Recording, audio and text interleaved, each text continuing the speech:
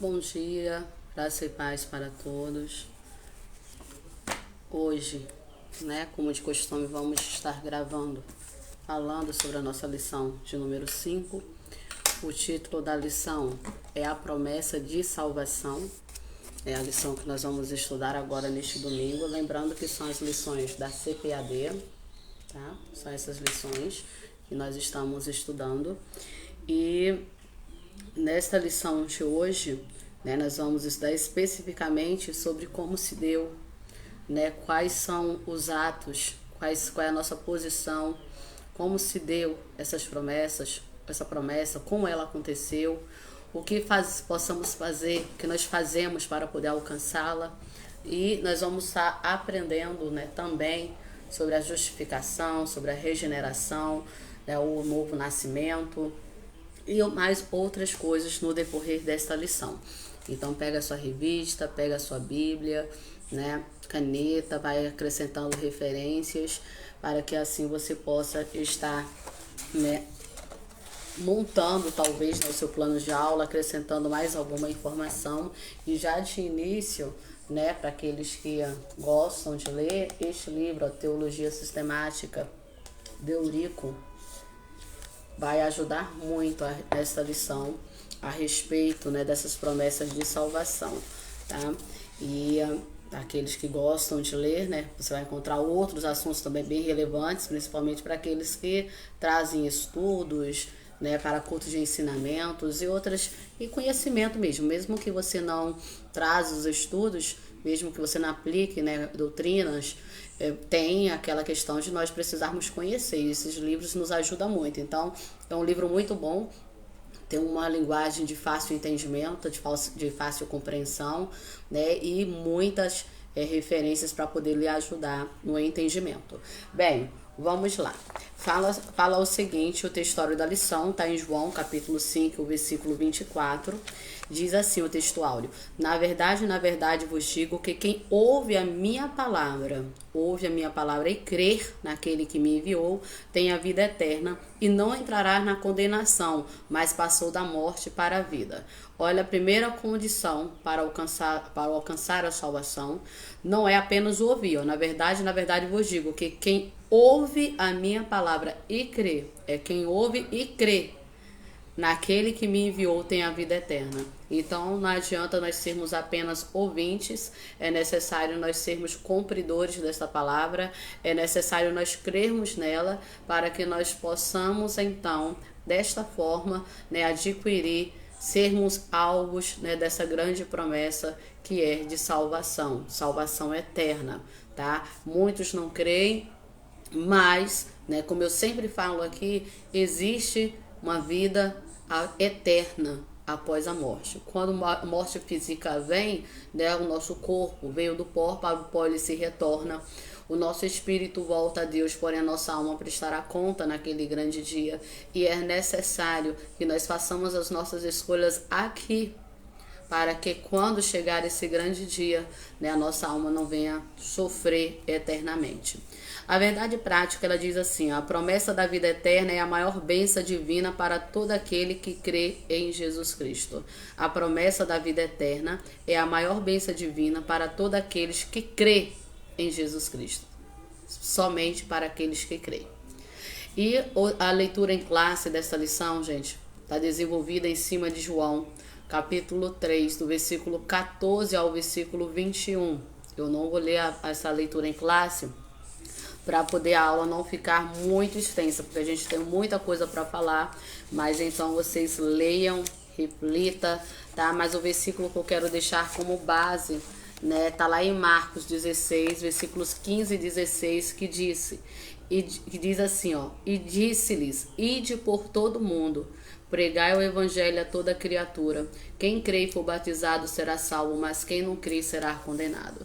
Então, nessas promessas, que foi feita para toda a humanidade, nós temos, uma responsabilidade aí também, que é de ir de pregar, de ensinar essa palavra a todos, sem nenhuma exceção. Porque é através dessa palavra que os olhos são abertos, é através dessa palavra que o Espírito Santo trabalha, que o Espírito Santo age, fazendo essas pessoas terem um entendimento de que há necessidade de mudança, que há necessidade de um novo nascimento, assim como a gente vai ver, né, daqui a pouquinho, o que aconteceu com Nicodemos na conversa que ele vai ter com Jesus, no encontro que ele vai ter com Jesus. A salvação, como eu disse, ela é a maior de todas as promessas de Deus para o ser humano atingido pelo pecado. Esse estudo sobre a salvação, ela envolve, né, o principal assunto que é contido na revelação de Deus ao homem, que é contido na Bíblia Sagrada. Toda ela vai nos remeter para o desejo de Cristo de nós sermos redimidos, de nós sermos salvos, de nós sermos transformados.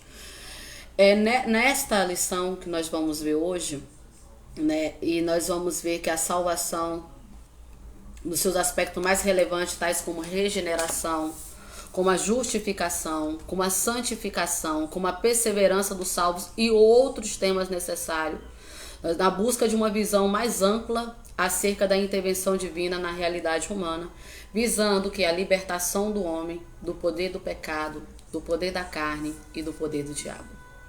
Quando se fala de salvação, salvar alguém é porque alguém estava em perigo. Quando se fala, né, de salvar alguém, é porque você não está numa situação boa, né, está numa situação de risco, então há necessidade de ser salvo. E assim está o homem. Exatamente. Paulo diz que todos pecaram e destituídos foram da glória de Deus. E é sobre isso, né, que nós vamos estar falando hoje. Essa misericórdia, a bondade de Deus, né, que é tamanha sobre nossas vidas, não porque nós merecemos, não, mas é graça. E o que é a graça? É um favor imerecido.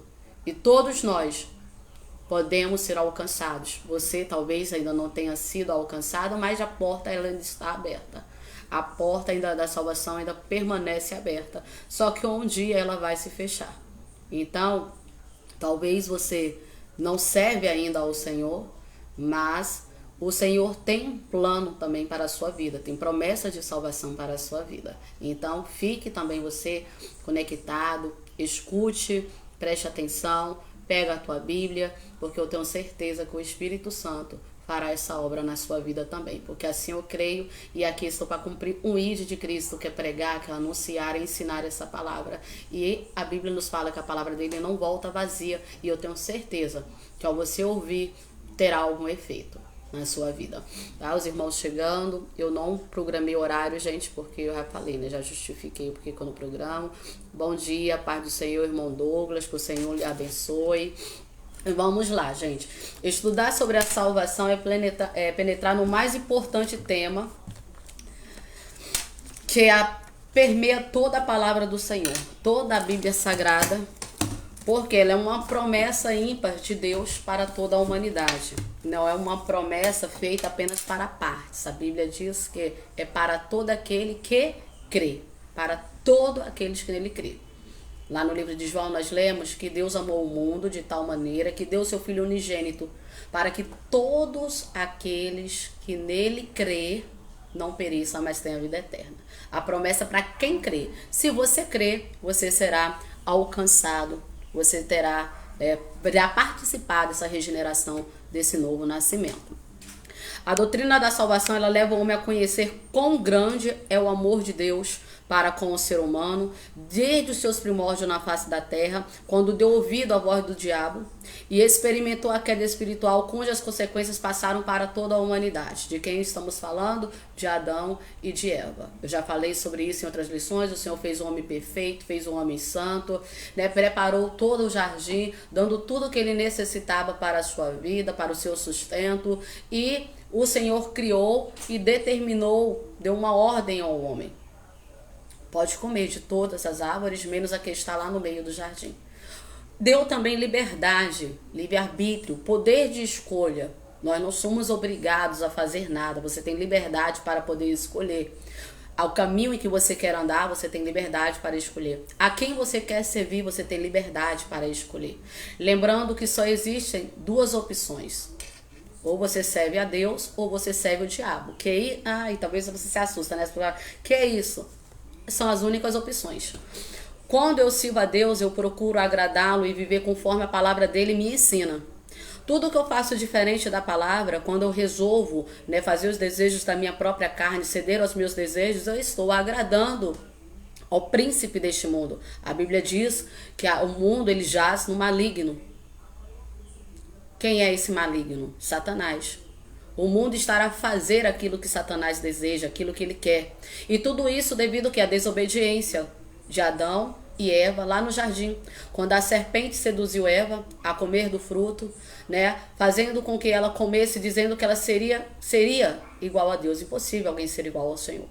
E ela então foi seduzida, e muitos hoje ainda são seduzidos exatamente pelo orgulho, querer ser mais, querer colocar os braços, as mãos onde não pode alcançar, querer algo que não está, né, não foi preparado para si, não está ao seu alcance. E esse orgulho, né, essa soberba faz com que muitas pessoas acabam cada dia mais mergulhando no pecado, se distanciando do Senhor. Assim como o próprio Satanás, né, ele foi criado, né, como ser celestial, não havia nele pecado algum até então, até que um dia, olha, ele colocou na cabeça o quê? Subir no mais alto, ser mais do que Deus, e além. E a gente vai ver que esta atitude fez com que o Senhor o expulsasse do céu, juntamente com outros vários anjos que também se rebelaram juntamente com ele e foram expulsos dos céus. Então nós devemos ter muito cuidado com o que nós fazemos, com o que nós queremos, com o que nós desejamos, para que nós não venhamos também ser lançados fora da presença do Senhor. Eu falo daqueles que já tiveram encontro com o Senhor. Aqueles que ainda não tiveram, têm a oportunidade de se reconciliar com o Senhor, porque você está separado, e o que faz essa separação é exatamente o pecado. Então, as consequências, né, da desobediência de Adão e Eva foi exatamente a queda de toda a humanidade, toda, porque todos nós viemos dele, então já nascemos no pecado. Por isso a necessidade de um novo nascimento, por isso a necessidade de nós sermos regenerados, ok? E aí, diante dessa queda, Deus vai efetuar o primeiro ato expiatório concretizado no mundo. Qual foi esse primeiro ato expiatório? Abre essa Bíblia lá no livro de Gênesis, no capítulo 3, no versículo 21. Nós vamos ver, quando você lê toda a história, você tiver um tempinho, você lê, que quando o homem cai, quando o homem peca, né, começa ali com a serpente tentando Eva, né, ela é seduzida pela serpente, ela então come do fruto da árvore que não era para comer, oferece para Adão, por sua vez aceita, né, ele come desse fruto, e capítulo 3, versículo 7 fala que então os olhos foram abertos de ambos, e eles conheceram então e viram que estava nu. Tu vê que é um período, né, que eles viviam de inocência. A inocência fala sem maldade, um coração puro. Lembra da passagem como o Senhor diz que nós temos que ser como criança? Porque na criança não existe maldade, é inocente. Eu falo, gente, não crianças já com idadezinha avançadas, tá? Eu falo aquela criança piquititinha, uma criança de colo, por exemplo, 2, 3, 4, 5 anos, dependendo do lugar que a pessoa vive, dependendo do ambiente com que a pessoa vive, talvez até os 9 anos ainda tenha essa inocência. Mas dependendo do ambiente em que vive, às vezes com 6, com 7 anos você já vê a maldade. E é bíblico. O livro de Provérbios diz que nós vemos a maldade e sabemos o que se essa criança é boa ou ruim pelas atitudes que ela tem. Então a gente vê já nessas crianças já a maldade. Então eu estou falando aqui, deixando bem claro, de uma criança com 2, 3, até no máximo 4 anos de idade. É uma criança pura, é uma criança inocente, é uma criança que não tem maldade alguma. Para ela não faz diferença, né? Quando você abate, né? Quando você educa, quando você grita, daqui a pouco essa criança tá lá de novo te abraçando, tá lá no seu colo, tá dando carinho, porque não tem maldade, é um período de inocência. Digamos que aqui no jardim Eva e Adão está exatamente assim, né? E aí quando eles comem desse fruto, eles percebem que estava nu. Então A inocência acaba aí, entra o pecado. E o que é que eles fazem para cobrir a sua nudez? Diz que eles vão cozer folhas de figueira e vai fazer aventais para poder cobrir a sua nudez. E aí eles vão ouvir a voz do Senhor então. E é interessante a gente destacar aqui que no versículo 8 diz que a voz do Senhor, que ele passeava no jardim pela viração do dia. E quando Adão percebe então, quando ele escuta a voz do Senhor, Adão vai se esconder juntamente com Eva. Se esconder de quem? Da presença de Deus. Ele vai se esconder entre as árvores do jardim quando o Senhor o chama. E quando o Senhor chama eles, pergunta: onde estás? Lógico que o Senhor sabia. Assim como muitos milagres que o Senhor vai fazer, nós vemos o Senhor perguntar: o que queres que eu te faça? O Senhor sabia. O Senhor sabe, porque Ele é onisciente. Assim como o Senhor sabe do que eu necessito, do que você necessita, mas Ele quer ouvir de mim o que eu necessito, o que eu quero, o que eu desejo. E então ele disse: olha só, eu ouvi a sua voz soar no jardim e temi, ficamos com medo porque nós estamos nus, estava nu. E aí o Senhor disse para ele assim: quem foi que mostrou que vocês estavam nu? Por acaso vocês comeste lá da árvore que eu ordenei que não era para comer? E aí começa a troca de culpa. Adão acusa Eva: a mulher que o Senhor me deu. Eva acusa a serpente e por aí vai a troca de culpa. Assim como hoje, o homem ele não assume a sua culpa, ele não assume o seu pecado. E aí, nisso de não assumir a sua culpa, ele permanece ainda aprisionado, acorrentado, né, pelo maligno, aprisionado neste mundo que é mau, que é perverso, com os olhos vendados, impossibilitando ter o reconhecimento de seus pecados, impossibilitando dele reconhecer a necessidade de ser alcançado por essa salvação, impossibilitando ele de ter esse encontro com o Senhor. E nós vamos ver, a consequência disso aqui foi, olha só, e no versículo 14, então o Senhor disse à serpente: porquanto fizesse isso, maldita será, mais que todos a besta e mais que todos os animais do campo. Sobre o teu ventre andarás, e pó comerás todos os dias da sua vida. A mulher, o Senhor falou assim: eu vou multiplicar grandemente a sua dor. Tu vai ver, ó, que todas as enfermidades, elas passam a surgir após o pecado. Os problemas, as dificuldades, a angústia, o medo, o terror, tudo que é mal começa a surgir a partir do pecado. E a Adão, olha o que o Senhor disse a Adão: portanto, deste ouvido a voz da tua mulher, comeste da árvore que eu te ordenei, dizendo que não comesse dela. Maldita a terra por causa de ti, com dor comerás dela todos os dias da sua vida. Passou a ser pesado. Passou a ser... Não que o homem não trabalhasse antes, que isso aí já é mentira. Tem pessoas que dizem por aí que o homem passou a trabalhar por causa de Adão. Mentira. Já tinha um trabalho. Quando o Senhor criou o homem, o Senhor deu obrigações a ele, para ele cuidar do jardim, cuidar das animais do campo. O Senhor já tinha dado obrigação, só que não era um trabalho pesado, era um trabalho prazeroso. Mas depois do pecado, o trabalho passa a ser pesado. Então, você passarás a comer do suor do teu rosto, comerás o teu pão, até que tornes a terra, porque dela foste formado e dela tornará. Ou seja, tínhamos uma vida eterna, mas depois do pecado, né, chegou tanto a morte espiritual quanto também a morte física. E quando o Senhor expulsa, né, esse casal lá do Jardim do Éden, a Bíblia diz que, havendo o Senhor lançado, está no mesmo capítulo 3, no versículo 24, que havendo o Senhor lançado o homem para fora do jardim, o Senhor vai colocar querubins ao oriente do Jardim do Éden, para que protegesse e ele não entrasse e comesse da árvore da vida. O que é a árvore da vida? Era, se ele comesse, ele viveria eternamente, mas em pecado. Olha o perigo, já pensou? Uma vida eterna, mas em pecado? Então o Senhor brinda ali a entrada, colocando os querubins, para que não deixasse ter acesso, para que ele comesse da árvore da vida, para que pudesse guardar ali o caminho da árvore da vida, tá? Então, para vestir o casal, aí o que o Senhor fez? Nós falamos, né, do primeiro sacrifício expiatório. Nós ouviu que não, aquelas folhas não cobria. E o que o Senhor fez então? Lá no versículo 21, o Senhor fez o quê? E fez o Senhor Deus a Adão, a sua mulher, túnicas de pele e o vestiu. Aí está o primeiro sacrifício, o primeiro animal morto para cobrir. Tu vê que vestiu, o Senhor fez de um animal, o Senhor mata um animal e da pele desse animal faz veste para cobrir a nudez de Adão e Eva. Ou seja, o primeiro sacrifício feito para cobrir o pecado, para poder expiar o pecado. Mas era um sacrifício perfeito? Não. Por quê, gente? Nós vamos ver todo esse processo no Antigo Testamento. Todas as vezes que o homem pecava, sacrificava-se um animal para perdão dos seus pecados, né? Era feita toda uma simbologia, onde era colocada a mão deste homem sobre o animal, onde havia transferência da culpa, assim. Então esse animal era morto e aquele sangue derramado era para expiação de pecado. Porém, não era um sacrifício perfeito, porque todas as vezes que esse homem pecava, era necessário um animal ser morto. Porém, veio um cordeiro perfeito que de uma só vez nos justificou. E quem foi esse cordeiro perfeito? Jesus Cristo de Nazaré, que deu a sua vida, não olhando para as minhas fraquezas, para a minha podridão, não olhando para mim dizendo se eu presto ou não presto, se eu valho alguma coisa ou não, mas ele não olhou para os nossos defeitos e foi até o fim.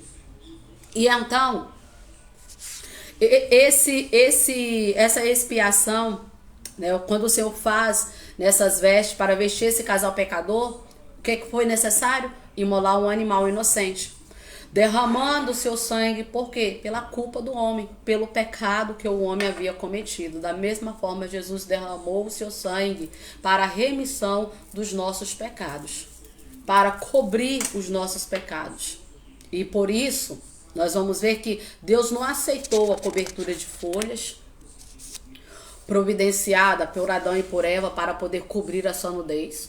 A vítima foi morta pelo culpado, assim como Cristo, né, se fez vítima por nós, porque ele não tinha pecado algum, nenhum, mas a Bíblia diz que como cordeiro mudo, ele seguiu o caminho do Gólgota sem reclamar.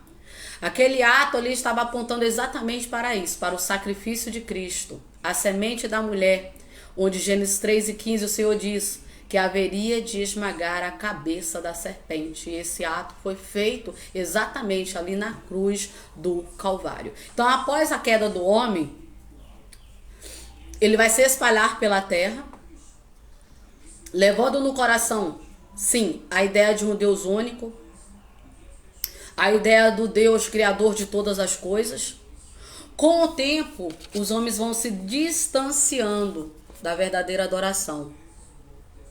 E ao invés de eles voltarem a glorificar a Cristo, eles começam a inclinar-se para adorar a criatura. Por que criatura? Tudo que existe no universo, tudo que existe no mundo foi criado por Deus. Então todas as vezes que eu adoro qualquer uma das coisas que existe no espaço, eu estou adorando a criatura. E minha adoração deve ser ao Criador. Ela na lição é sobre a promessa de salvação. Para você entender por que existe uma promessa de salvação, você tem que entender o estado que nós estamos, o estado que você estava, o estado que você vive, para que você possa compreender por que foi feita essa promessa de salvação. Como? Por que o homem está no pecado, ok? Então vamos lá.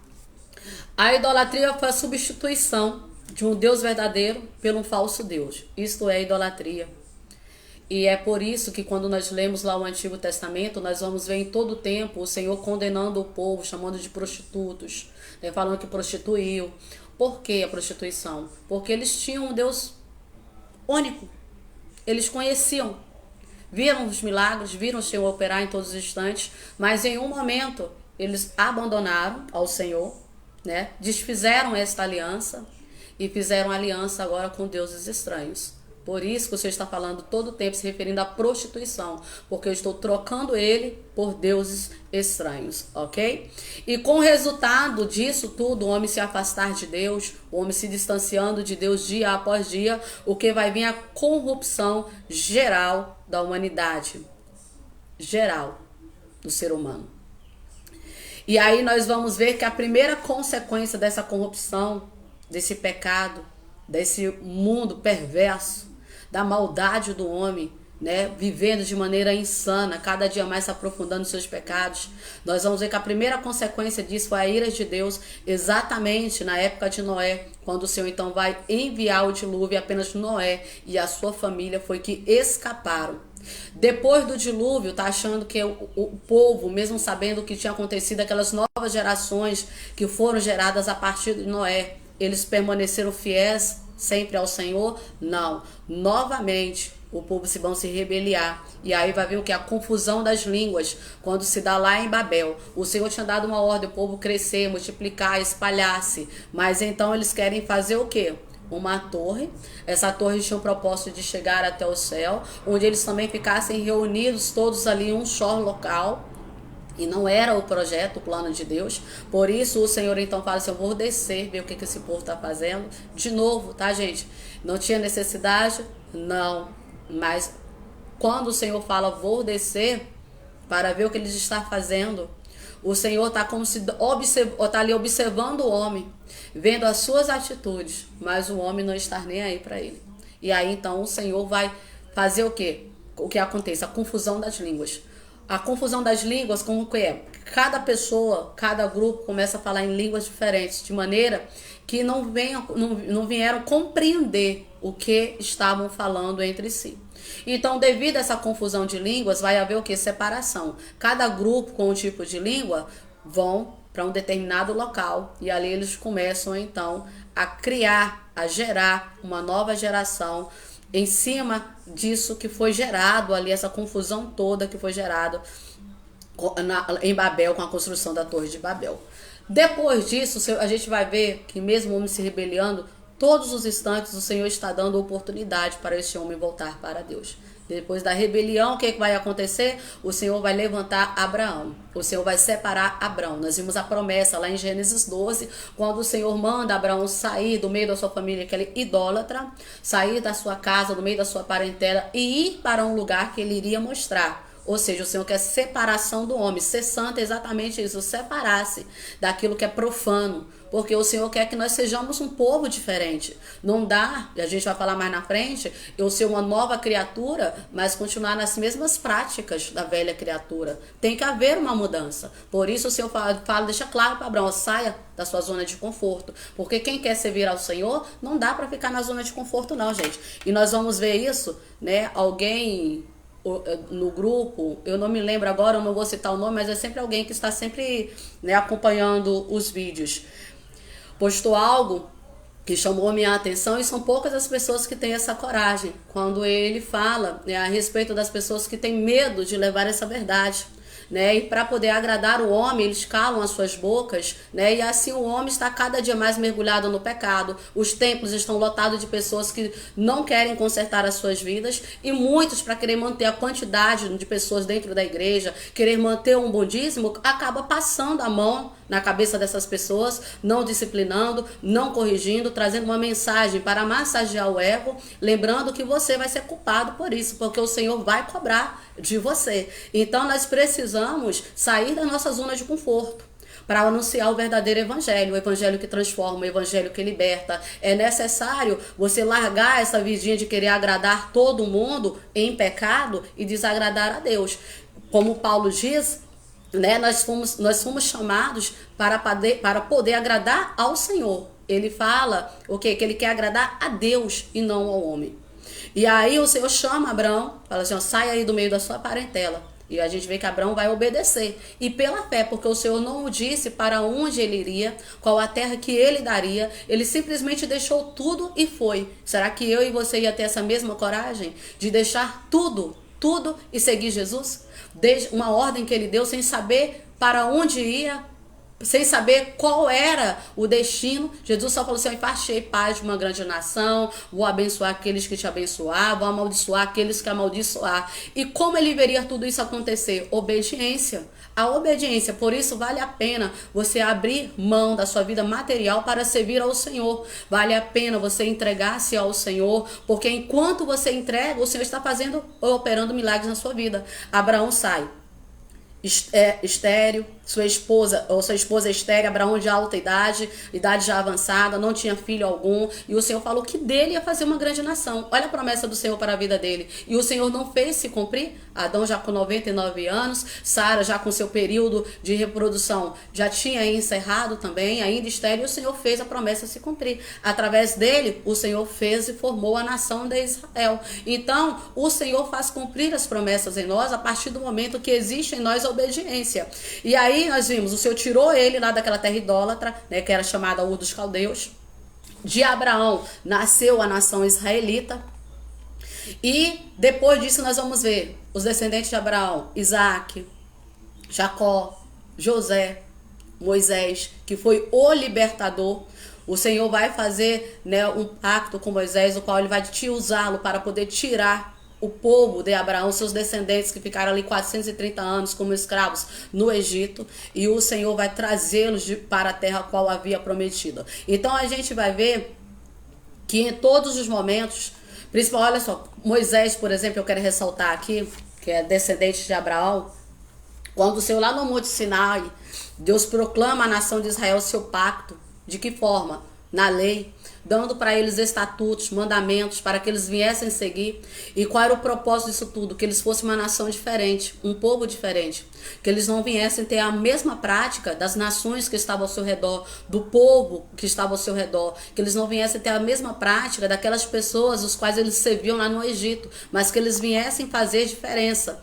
E esse código espiritual, moral e ético haveria de guiar a conduta desse povo ao longo dos séculos. E nós ainda temos esse código de conduta, tanto moral como cívica, para que nós possamos fazer de acordo à vontade do Senhor, agradarmos a Ele. E sabemos no decorrer da nossa caminhada que nós vamos desagradar a muitos por servir ao Senhor. Muitos serão incomodados porque nós servimos ao Senhor. E é necessário que você continue agradando a Deus, mesmo desagradando o mundo, para que assim você não venha perder a sua salvação. E no grande amor de Deus pelo homem, criado à sua imagem, conforme a sua semelhança, Deus proclamou a grande promessa de salvação. Lá mesmo, no cenário da queda do homem, lá mesmo no Jardim do Éden, em Gênesis 3, versículos 14 e versículo 15, quando ele diz que da mulher nasceria aquele que esmagaria a cabeça da serpente. Que o Senhor venha nos abençoar, que o Senhor venha nos dar graça, para que nós não venhamos perder essa gloriosa promessa de salvação. A primeira parte da lição, ela fala sobre a promessa da salvação, tá, gente? Essa foi uma abertura. E aí a primeira parte vai falar sobre a promessa da salvação, ok? E aí tá dividido em 3 itens. O primeiro item é uma maravilhosa salvação. O segundo item vai falar sobre a obra da salvação. E o terceiro item vai falar sobre o Salvador, tá? Esses são os tópicos da lição. Vamos lá. Quando se fala de promessa da salvação, ela se refere ao quê? A providência de Deus. Essa providência de Deus está visando a salvação do homem do pecado, tá? A salvação do homem do pecado. Salvar de quê? Do pecado. Lembra? Eu iniciei falando, se é salvação, você vai salvar alguém de algo, de alguma coisa, de algum risco que ele está correndo. E aqui, essa salvação está se referindo ao quê? Visando a salvação do homem do seu estado de pecado, do seu estado pecaminoso, caída, da sua natureza caída. É isso que se fala. Dos efeitos sobre a humanidade. Que efeito é esse? Do pecado que foi cometido lá no Jardim do Éden. A partir daí todos nascem no pecado. Paulo diz o quê? Que todos estavam no pecado e destituídos fomos da glória de Deus. Então o Senhor, esse fato de estar destituído, o Senhor quer alcançar, fazer com que nós voltamos a termos esse relacionamento com Ele. Essa aliança que foi quebrada, Ele quer refazer para que nós possamos ter novamente, né, esse relacionamento com Ele. É a sua obra salvífica em torno do qual todas as ações divinas giram e têm sentido. É a revelação do amor de Deus à humanidade, atingida pela queda, que o Senhor vai trabalhar, né, através da obra salvífica de Deus, que tem início no Novo Testamento? Não, tem início lá no Antigo Testamento. Os escritores sagrados utilizam expressões no hebraico que denotam o caráter da salvação em termos de livramento ou salvação no sentido natural, no sentido jurídico ou espiritual. E nós vamos ver exatamente sobre isso na lição, quando nós falamos de regeneração, quando nós falamos de justificação, quando nós falamos de redenção. O tema da salvação, ela aparece, gente, desde Gênesis, tá? 3, a partir do versículo 15. Na promessa de que esse descendente, ou seja, a semente da mulher, esmagará a cabeça da serpente. O primeiro vislumbre da salvação que virá através daquele que vai restaurar o homem vai restaurar a vida deste homem, vai retirar da prisão do inimigo, vai retirar, né, dessa prisão que ele está aprisionado aqui ao pecado, a ceder os seus desejos da carne, e é uma luta constante. Não fica achando que deu o primeiro passo e a libertação já ocorreu por completo. É um novo nascimento, onde pouco a pouco este homem vai crescendo, vai se formando na palavra, até adquirir a estatura de um varão perfeito. Porque este é o propósito do Senhor. Assim como uma criança, ela é formada e ela necessita de cuidados especiais, e no decorrer do tempo a alimentação dela vai sendo diferenciada para que ela venha crescer com saúde, assim também esse novo nascimento, ele exige de nós esses mesmos cuidados. Assim como nós precisamos para a nossa vida material, de nutrientes, de vitaminas, de uma alimentação correta para que nós possamos desenvolver bem, para que a nossa saúde esteja bem, a nossa vida espiritual também, ela começa da mesma forma. Como bebês, nós novamente nascemos novamente, não da carne, mas do Espírito. Nascemos agora para uma nova vida, para uma formação espiritual. E é aí que nós passamos a alcançar esta promessa da salvação. Vamos lá. Salvar. O primeiro significado para essa palavra é livramento. Se você tiver com sua Bíblia, abra Mateus no capítulo 8 e no versículo 25. Mateus no capítulo 8, o versículo 25. O livramento material, tá? E temporal, de perigo, de sofrimento. Mateus 8 e 25 diz assim, ó. E os seus discípulos aproximaram-se, o despertaram, dizendo: Senhor, salva-nos que perecemos. Essa passagem fala do quê? De quando Jesus apazigua a tempestade. Eles estão no barco, o mar está agitado, vem uma tempestade muito grande e eles ali estão, né, atormentados, preocupados por causa da grande tempestade. Porém, Jesus está lá na proa do barco, dormindo sossegado. E os discípulos vão chegar até a ele e pede para quê? Senhor, nos salva. Ou seja, Senhor, nos livra desse temporal, nos livra deste perigo, nos livra desse sofrimento, nos livra, nos socorre. E então, o que o Senhor dá? O livramento, fazendo com que as águas se acalmem. E é exatamente isso que Jesus quer fazer nas nossas vidas. Estamos correndo perigo. Qual é o perigo? De perder a nossa salvação e irmos para o inferno. Estamos correndo perigo que quando nossa vida material aqui cessar, nós vivemos uma vida eterna, de condenação eterna. Ressuscitamos, porque a Bíblia diz que quando o Senhor Jesus retornar, quando a trombeta tocar, aqueles que morreram em Cristo ressuscitarão primeiro, e aqueles que estão vivos subirá e encontrará com ele nos ares. Esses que morreram em Cristo ressuscitarão para a vida eterna. Porém, quando for no julgamento, aqueles que não morreram em Cristo ressuscitarão, mas para participar da segunda morte. Essa segunda morte é onde serão lançados no fogo, no inferno, juntamente com o diabo, juntamente com os demônios, aqueles anjos caídos que seguiram a ele. E o inferno não foi preparado para o homem, foi preparado para o diabo, porque a sentença dele já foi decretada, para ele não existe mais arrependimento. E o desejo dele é levar o quê? Multidões com ele, é tirar você da presença, é continuar seduzindo o homem, fazendo o que? Porque, olha gente, uma coisa que a gente tem que entender, que o diabo, ele não vai levar um prato qualquer para você. O diabo não vai nos apresentar uma coisinha, uma besteirinha, uma coisa banal. Ele vai oferecer coisas que os olhos materiais vai ver e é um banquete, é prazeroso, é bom. Mas tudo isso vai lhe levar para a condenação. Se você não estiver baseado na palavra, edificado na palavra, se você não tiver o entendimento, discernimento, conhecimento da palavra, você vai ser seduzido pelos encantos deste mundo. E tudo com aquela palavrinha não tem nada a ver. Não tem nada a ver. E esse não tem nada a ver, está levando o homem a passos largos para o inferno. E nós devemos prestar atenção nisso, porque o Senhor veio para te salvar deste perigo. Perigo de quê? Morte eterna. Outro sentido dessa palavra está em Atos, ou Romanos, capítulo 8, versículo 24. Romanos.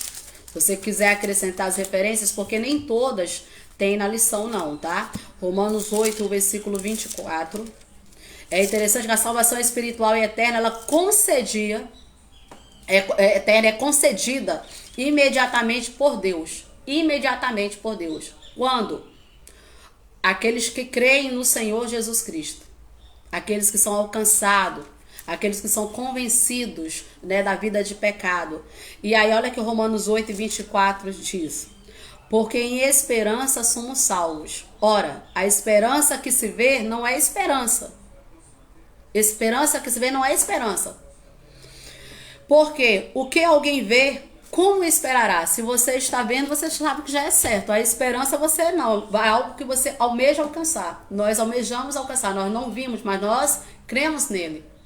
Foi feita uma promessa de salvação. É a nossa esperança. O retorno de Jesus Cristo para buscar o povo lavado, remido no sangue precioso, aqueles que permaneceram fiéis, mesmo em meio à turbulência, mesmo em meio à tribulação, mesmo em meio às dificuldades, aqueles que mesmo sofrendo, chorando, aquele com os pés cansados, ferido, não negaram ao Senhor. Aqueles que mesmo entregando a sua vida, porque existe uma promessa aí, essa tal teologia de prosperidade, esse evangelho que o podre que o homem anda pregando por aí, falando vem para Cristo que você vai ser curado, seu casamento vai ser restaurado, vem para Cristo que isso vai acabar, é mentira, porque a Bíblia diz que no mundo tereis aflições, tem de bom ânimo porque eu venci. Sabe qual é a diferença? Quando nós estamos passando por toda essa turbulência, por toda essa tempestade com Cristo, nós passamos seguros, porque sabemos que é o Senhor que está na direção do barco. Quando Ele quiser, e se Ele quiser, Ele faz cessar a tempestade da maneira dele, e nós permanecemos confiantes porque Ele está conosco. O que acontece na nossa vida é permissão dele, por mais que seja boa ou mal. Olha o exemplo de Jó. O próprio Senhor permitiu o diabo ir lá, tirar tudo que ele tinha. Mas Jó murmurou, Jó se desviou? Não, porque Jó sabia exatamente, conhecia o Deus ao qual ele servia, ele não abandonou. Então o segredo está aí. Quantas pessoas que estão servindo ao Senhor e estão passando por inúmeros problemas. Aí talvez você olhe assim, ser crente, olha quanto problema. Olha o marido é viciado, o marido é isso, o marido é aquilo, o filho está nas drogas, o filho é aquilo. E gente, se você for olhar para isso, a sua salvação vai estar condicionada a isso. Você tem que olhar, o escritor aos Hebreus diz, olhai para Jesus, que é o autor e o consumador da nossa salvação. A nossa salvação, ela é individual, é cada um fazendo a sua parte. Não importa como é que o homem te vê, como é que o homem te julga, não importa. Sabe por que não importa? Porque aquele que te julga é Deus, a sua salvação vem dele, e ele que está vendo lá o seu interior, o seu coração, a sua mente. A Bíblia diz que ele esquadrinha os nossos pensamentos, que ele sonda o nosso coração. Então ele sabe a sinceridade que está aqui dentro, e esse caráter mudado, ele tem que começar exatamente lá dentro e ir para fora. Não é uma aparência onde está bonitinho por fora e podre por dentro. Então, essa regeneração, esse novo nascimento, a mudança começa lá dentro. É por isso que muitos falam assim, o Senhor quer um coração. Por quê? É aqui no coração que vem toda a maldade, vem o bem e o mal, é aqui que nasce tudo isso. Tudo isso. Porque se o seu coração é bom, as suas obras serão boas. Se o seu coração, você abriu, deixou Jesus Cristo entrar nele, porque ele disse, eis que eu estou à porta e bato. Se alguém abrir, encontrarei passagem, eu entrarei, cearei com ele e ele comigo. Então você abriu, deixou Jesus Cristo entrar, ele vai moldar o teu caráter, ele vai mudar a tua forma de viver. E é isso que nós precisamos. Então nós vimos aí que a salvação espiritual e eterna, ela é concedida imediatamente por Deus àqueles que creem nele. Só que crê, gente, eu creio em Deus. Mas calma aí. A Bíblia diz que quem crer nele guarda os seus mandamentos. João capítulo 15, versículo 10 diz assim: se guardardes o meu mandamento, permanecereis no meu amor. Se guardar os meus mandamentos. Versículo 7 diz: se vós estiverdes em mim e as minhas palavras estiverem em vós, pedirei tudo o que quiseres e vos será feito. Se vós estiverdes em mim, como é que eu estou em Cristo? Quando eu obedeço essa palavra, quando eu vivo essa palavra, quando eu me comprometo a viver esta palavra. Essas são as formas de Cristo estar em nós. Porque, olha, o versículo 5 diz: a sua videira, vós a vara, quem está em mim e eu nele, este dar muito fruto. Ou seja, Cristo é a videira, nós somos os ramos conectados a essa videira, e se nós estivermos conectados a Ele, daremos bons frutos. E como é que eu estou conectado? Como é que eu estou fixado nessa videira? Como é que eu estou ligado a essa videira? Quando eu guardo os mandamentos do Senhor. Quando eu ouço a sua palavra, mas não sou apenas um ouvinte, sou praticante. João 14,15. Se me amardes, guardareis os meus mandamentos. Só que os mandamentos aqui não fala só lá do decálogo, não. Não matarás, não levantar falso testemunho, não cobiçar as coisas do seu próximo, amar a Deus sobre todas as coisas, o teu próximo como a ti mesmo. Não é só isso não. É toda a Bíblia. Porque se você ficar olhando só para a lei, você vai estar igual aos judeus. Praticante da lei, mas o coração distante do Senhor. Puro de mãos, mas sujo de coração. Quando nós obedecemos os mandamentos do Senhor, sabe o que é que nos faz obedecer cada um deles? As ordenanças do Senhor, todas elas, de termos uma vida de intimidade com Ele.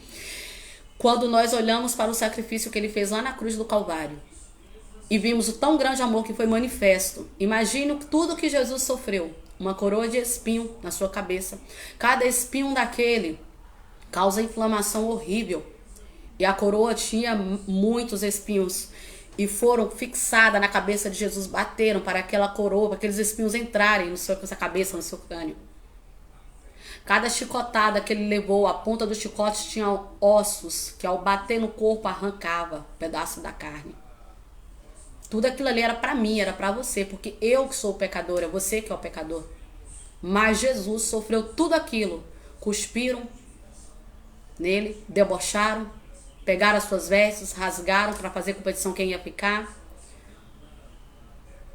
Tudo isso, toda essa humilhação, todo esse sofrimento que Jesus passou, foi por amor à minha vida, para nos dar, para essa promessa de salvação aqui, foi por causa de tudo que ele passou.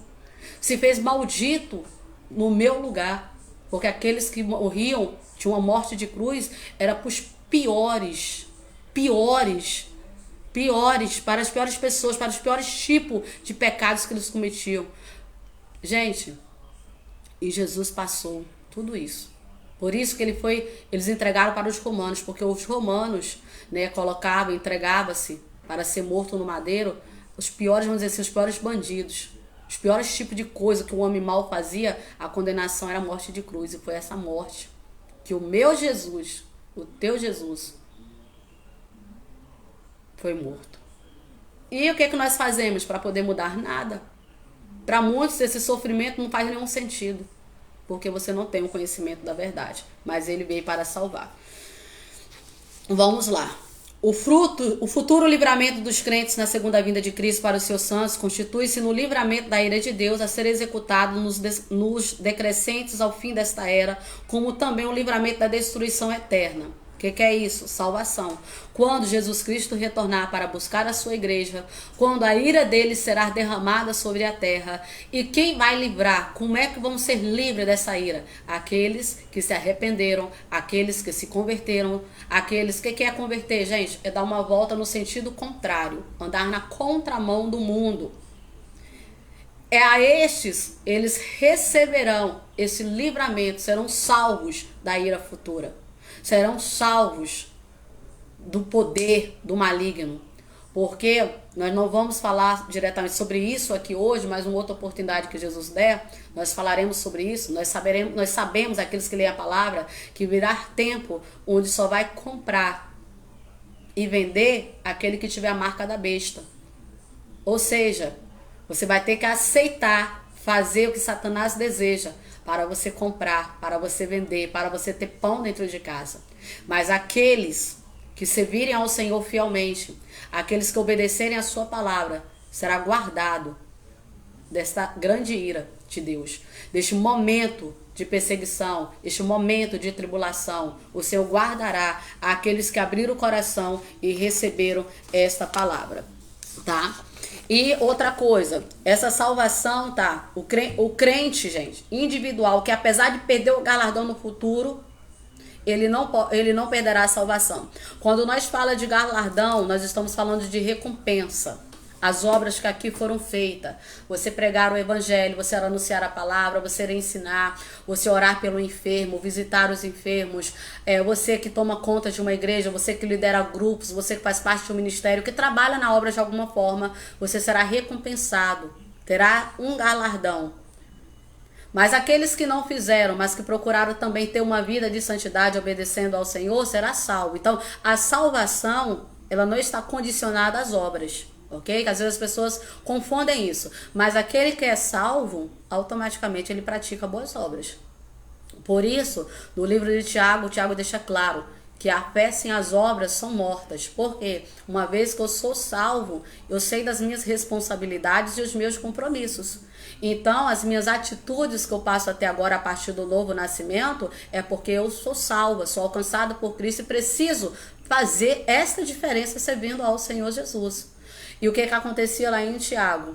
As pessoas, os grandes chegavam e as pessoas mais humildezinhas, né, eles tiravam as cadeiras, colocavam os nobres para sentar nos melhores lugares e os mais humildes ficavam para lá, eles não ligavam para eles. E aí Tiago está alertando exatamente isso. Olha, a fé sem as obras é morta, porque que tipo de obra você está tendo? Está havendo uma discriminação, você está dando preferência ao melhor, ao grande, você está achando que aquele ali é mais importante, mas todos nós somos de igual forma importantes aos olhos do Senhor, não tem que haver essa discriminação. Por isso Tiago está ensinando, a fé sem as obras, ela é morta. Não é que eu tenho que primeiro praticar a obra para ser salvo. As obras não salvam ninguém, porque senão o sacrifício de Cristo lá na cruz seria em vão.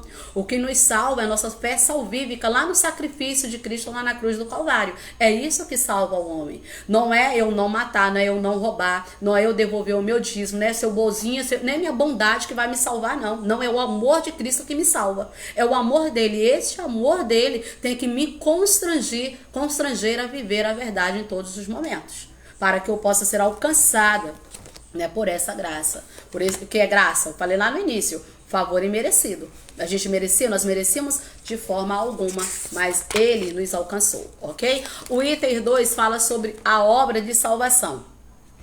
A palavra salvação no seu sentido geral tem o sentido de livramento ou libertação do perigo, como eu disse anteriormente. No sentido espiritual, ela se refere-se à libertação do poder, do pecado, libertação, você ser salvo da condenação, da morte eterna. O dicionário Vini define exatamente assim, salvação é usada no Novo Testamento para referir-se a livramento material, temporal, de perigo e apreensão. Saúde, livramento da prisão, livramento do dilúvio, livramento espiritual ou salvação propriamente dita no sentido mais usado na Bíblia aos que aceitam a Cristo. Então, tudo isso significa salvação. Saúde está se referindo às enfermidades. A Bíblia diz lá no Antigo Testamento que ele levou sobre si, através do profeta Isaías, ele levou sobre si as nossas dores, ele levou sobre si as nossas enfermidades. Nós fomos sarados por ele, nós somos curados por ele. Lembra que eu falei para vocês no início da lição que as enfermidades, elas vieram devido ao quê? Devido ao pecado do homem, não foi isso? A partir do momento que o homem desobedeceu, as enfermidades vieram sobre a humanidade. Foi um dos castigos do Senhor.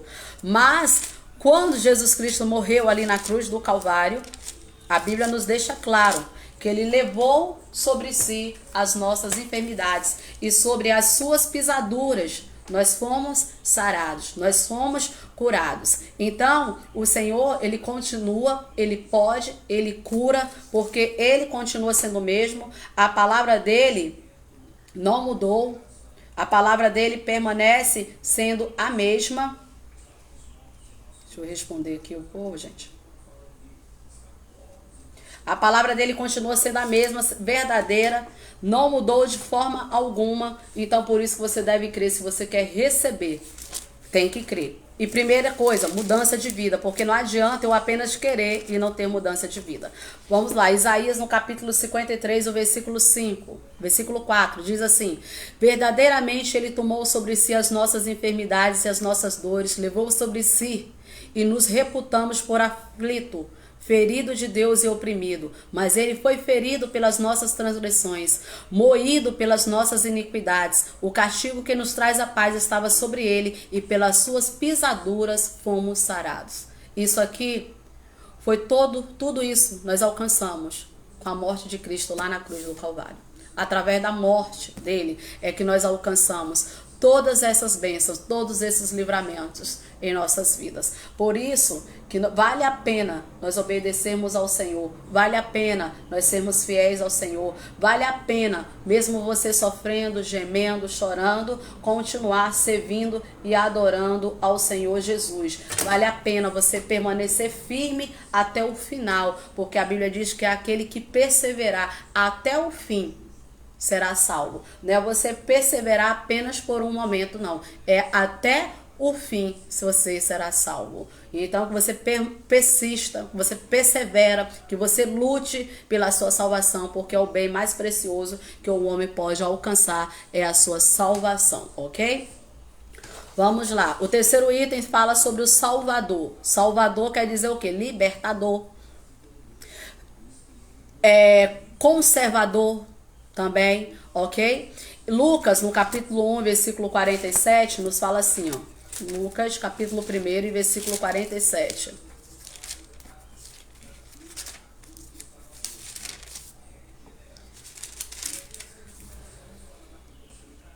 E o meu espírito se alegra em Deus, meu Salvador. Deus é o nosso Salvador. Deus é o nosso Salvador. Quem está falando isso, gente? No versículo 47, Maria, a mãe de Jesus, está engrandecendo ao Senhor. E ela está dizendo que o meu espírito se alegra em Deus, que é o Salvador. Ou seja, o libertador. Ainda no capítulo 2 de Lucas, no versículo 11, diz assim, ó. Pois na cidade de Davi nos nasceu hoje o Salvador. E quem é o Salvador?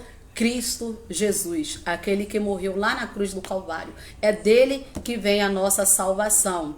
Esse que é o sustentador, o preservador da igreja, como diz lá em Mateus 16, se não me engano, quando ele fala assim, ó, que sobre esta pedra, que é Cristo, que muita gente confunde, fica dizendo que a pedra é Pedro. Pedro não é pedra nenhuma, não. O Senhor diz assim, olha só, pois eu te digo que tu és Pedro.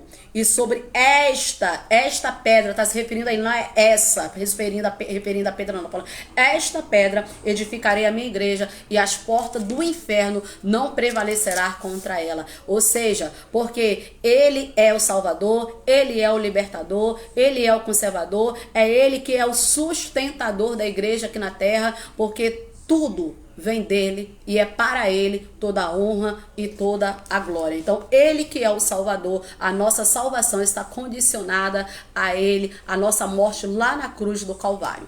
A segunda parte da lição fala sobre a natureza da promessa de salvação. Quais são esses aspectos da salvação? E é isso que nós vamos falar pouco sobre ele, porque senão essa aula vai ficar muito extensa, mas depois eu vou voltar para poder falarmos sobre esses itens que nós vamos tratar agora aqui, tá?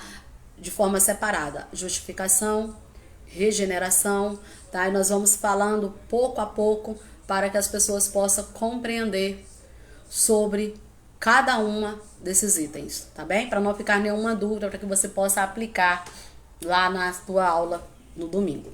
Vamos lá. Aspecto da salvação. O homem perdido, primeira coisa que a gente tem que entender, que esse homem que está perdido, este homem está perdido porque lá no Jardim do Éden, a mulher foi seduzida pela serpente, comeu do fruto, ofereceu para Adão, que também comeu.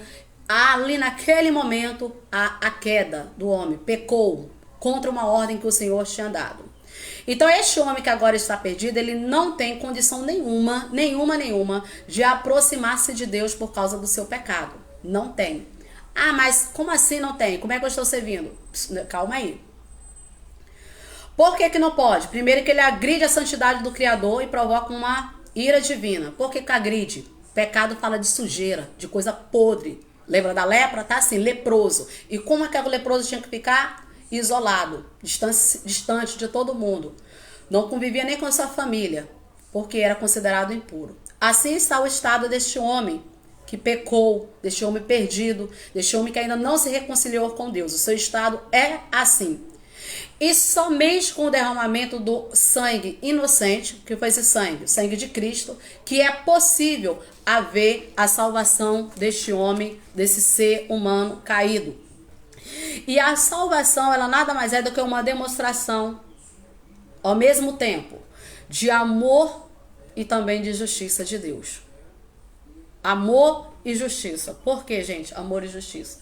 Aqueles que entenderam o propósito dessa salvação. Aqueles que buscaram a servir ao Senhor com fidelidade. Aqueles que são constrangidos a ter uma vida santa, a renunciar todos os seus erros e os seus pecados, a ser separados, que é isso, é ser santo, que procura cada dia agradar ao Senhor, a misericórdia, o amor de Deus, a bondade é alcançada. Lembrando que não é porque nós merecemos, tá? Mas é a bondade de Deus.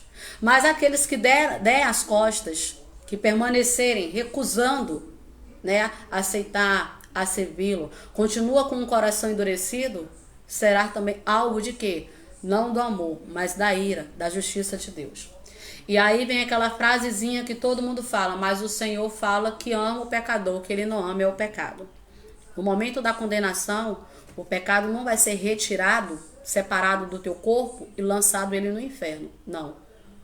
O pecador, a alma que pecou, essa alma morrerá. Então é a sua alma que vai prestar conta para o Senhor. Não é o seu pecado, é a tua alma que prestará conta. O que vai ser lançado no fogo não é o seu pecado, é aquele homem, aquela mulher que pecou, aquela mulher, aquele homem que não teve uma vida com Deus, aquele que não se arrependeu dos seus pecados, que não se arrependeu. Deus odeia o pecado? Odeia. Por isso que ele quer que nós sejamos transformados, limpos e purificados através da palavra, para que nós não venhamos pecar. Porque essa conversão, essa regeneração, esse novo nascimento é obra do Espírito Santo em nossas vidas. Não é nossa. Lembra que eu falei que o homem ele é incapaz? Porque se o Espírito Santo não estiver fazendo essa obra, nós permanecemos no mundo mal. Nós continuaremos a pecar e a pecar e a pecar. Mas quando o Espírito Santo convence o homem do seu pecado através da palavra do Senhor, essa obra de regeneração ela começa a ser feita nas nossas vidas. Faz nos envergonhar dos nossos pecados, envergonhar dos nossos erros. Faz nós sentimos a necessidade de nos santificar, de nos purificar, de ter uma vida santa. Porque é assim que Jesus nos ensina. Seja santo como eu sou santo. Seja separado como eu sou separado. E esse é um processo de santificação. É dia após dia nós somos santificados. Por isso ele diz na sua palavra, aquele que é sujo, suje-se mais ainda. Mas aquele que é santo, se santifique mais ainda. Porque é isso que nós procuramos. Nós estamos ali, nós estamos todos os dias, alguns dias, reunindo ali uma congregação e um templo, procurando o quê? Exatamente isso, sermos santificados, sermos purificados. Ali não está um povo santo, mas não está um povo que é santo no sentido de não ter pecado algum, mas está um povo santo no sentido de ser separados do mundo, buscando em Cristo o aperfeiçoamento, a santidade, dia após dia. Por isso, muitas pessoas que falam assim, eu não estou pronto ainda para servir ao Senhor, ninguém está pronto. Nós estamos ali todos os dias buscando exatamente isso que você quer, a libertação deste pecado que você quer, a libertação desta vida, o preenchimento deste vazio que você tem no seu coração. É isso que nós estamos ali dia após dia buscando. E o Senhor, que é um Deus justo, que é um Deus bondoso, que é um Deus fiel, vê isso lá dentro no seu interior, essa sinceridade, essa verdade, esse querer mudar. Então o Espírito Santo vai provocando essa obra de transformação a cada dia de nossas vidas. Então a demonstração é um sinal de amor, sim, mas também é um sinal da justiça de Deus, né, mediante a morte expiatória lá na cruz do Calvário, tá? E a salvação do homem, ela envolve alguns aspectos. E nós vamos falar deles de forma abreviada, pra gente não se estender tanto, tá? Gente, já tá 1 hora e pouca já de aula. Vamos lá. O primeiro aspecto que envolve a salvação do homem é a justificação. Lembra? Eu iniciei a aula falando sobre esse processo. Justificação, a própria palavra já nos diz, vem de justificar. E como que nós fomos justificados? Quando que nós, que servimos ao Senhor, fomos justificados? Quando Cristo, lá na cruz do Calvário, deu a sua vida por nós, havendo derramamento de sangue para a purificação do pecado. do meu pecado, do seu pecado, de toda a humanidade. Esse sangue que foi derramado para purificação, para remissão, uma vez que o homem estava escravizado. Como era que funcionava esse processo para libertar-se um homem? Para poder tirá-lo da escravidão, precisava-se de um remidor. Cristo foi esse remidor que nos resgatou lá das trevas, nos tirou da prisão. Nós estávamos aprisionados, acorrentados, ao mundo das trevas, estávamos no poderio de Satanás. E Cristo, através do sangue dele, derramado, foi que nos libertou, nos justificando os nossos pecados. O sangue dele derramado. Tá falando assim, ó, este aqui era um beberrão, era uma prostituta, um adúltero, um mentiroso, um fofoqueiro, um encrenqueiro. O meu sangue está sendo derramado para o perdão desses pecados.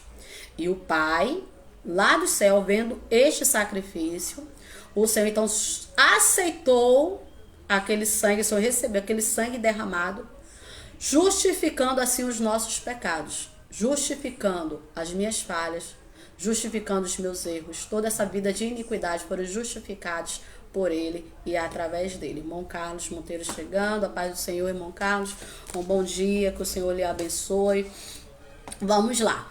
Então, a justificação, ele é um termo judicial, todo mundo conhece, né, esse termo, que nos faz lembrar o quê? De um tribunal. E exatamente isso, existe também um tribunal espiritual, onde o homem ele é julgado, onde o homem ele é sentenciado, e principalmente quando se fala no grande trono branco, onde todos nós seremos julgados. Por isso, gente, cuidado com o que nós fazemos, com aquilo que nós fazemos, a maneira de nós andarmos, a maneira de nós comportarmos, tá? O homem culpado, gente, e condenado perante a Deus é absolvido e declarado justo a partir deste momento que houve este ato de justificação, ok? Isto é, justificado. Deus é o juiz, Deus aqui está na condição de juiz, naquele momento ali na condição de juiz, e Cristo de advogado. O pecado nosso é a transgressão, é o erro que nós cometemos, é a falha grave que nós cometemos que nos levou a este tribunal de Cristo. E nesse tribunal, tendo Deus como nosso juiz, Cristo como um advogado, qual foi o ato de Cristo? Vou derramar o meu sangue por ele, para perdoar este pecado, para perdoar esta falha. E este sangue irá purificar. Esse sangue irá sustentá-lo na caminhada, na vida com Deus. Este sangue vai te libertar de uma vida de opressão. Vai te libertar da opressão do maligno. Muitas pessoas se encontram assim acorrentadas e o Senhor já derramou o sangue para te libertar dessa prisão, dessa cadeia. Muitas pessoas vivem uma vida de pecado e não conseguem se libertar de forma alguma. Mas eu te digo, querido, olha só, o primeiro passo é você querer Cristo para a sua vida, é abraçar Ele, é procurar viver essa palavra, porque os seus pecados, assim como os meus, já foram justificados. E este ato de amor, de misericórdia, ele é tão grande, mas tão grande, que nos constrange a viver a verdade, a querer cada dia ter uma vida de santidade, a querer cada dia renunciar a essa vida suja, uma vida imunda, uma vida de podridão, uma vida que desagrada ao Senhor, uma vida que afasta o homem dele. Por quê? Nós queremos estar perto. Nós queremos aproximar mais dele, nós queremos ter intimidade, queremos ouvir a voz dele, queremos sentir esse amor, queremos sentir as mãos dele trabalhando, agindo na nossa vida dia após dia. Então, este amor nos constrange a viver a verdade. E quando você sente este amor na sua vida, você não quer nunca mais se separar dele. Quando você sente-se abraçado por Cristo, quando você procura viver essa verdade, por mais, como eu disse lá no início, desagradando a muitos, porque a Bíblia deixa bem claro que é aquele que procura agradar a Ele, aquele que não deixa o amor de pai, mãe, filho, por amor dele, não é digno dele. E muitos, durante a sua caminhada, perderam seus entes queridos, perderam seus relacionamentos com esposa e esposa, perderam a comunhão que tinham com a sua família, mas não renunciaram a Cristo. Porque sabe que foi Cristo que justificou os seus pecados. Foi Cristo que deu a vida por uma humanidade que estava perdida. Foi Cristo que me resgatou lá do mundo de horror e me trouxe para a luz. Então, este amor me constrange a abraçar e a viver essa verdade a cada dia. E é isso que nós temos que procurar a fazer dia após dia. Eu falei no início, é fácil? Não é não. Não é. Mas o Senhor nos ajuda nas nossas fragilidades, nas nossas fraquezas, porque É um amor, gente, você não teria coragem de dar o seu filho para morrer por um assassino, por um bandido, por uma prostituta, por um homem que você olha que ele é um encrenqueiro, uma fofoqueira, uma mentirosa, é isso, é aquilo, não presta. Você ia dar o seu filho para morrer por uma pessoa desse tipo? Nunca, jamais. Mas Deus deu o seu filho único para morrer por mim e por ti. Que amor é esse? E o que eu faço por este amor todo? O que eu faço com tudo isso? Obedeço, vivo a palavra dele, me coloco na posição de servo para poder fazer aquilo que ele deseja, aquilo que ele quer. E então depois querer como salvador da minha vida. Primeiro eu tenho como Senhor, obedecendo a sua vontade, e depois como salvador. Não importa se o mundo te critica, se o mundo zomba, se o mundo debocha de você. Não importa se você está sendo abandonado pelos seus amigos, se os seus amigos afastaram de você, se a sua família afastou de você. Não importa. O que importa é você agradar ao Senhor em todos os momentos da sua vida. É isso que importa, tá? Vamos lá. O arrependimento, ele é a convicção, a aceitação. A aceitação vai trazer o perdão, a remissão dos pecadores. E o Espírito Santo, ele testifica o perdão. A vida cristã é a obediência à sua perfeição, é o cumprimento da lei, cumprimento da justiça. Por justificação, referimos-nos àquele ato que Deus, mediante o qual, devido a Cristo, a quem o pecador é unido pela fé, ele declara que esse pecador não mais está sobre a condenação, mas tem uma posição de justiça e retidão perante ele. Quando que isso acontece? A partir do momento que você entrega a sua vida a ele.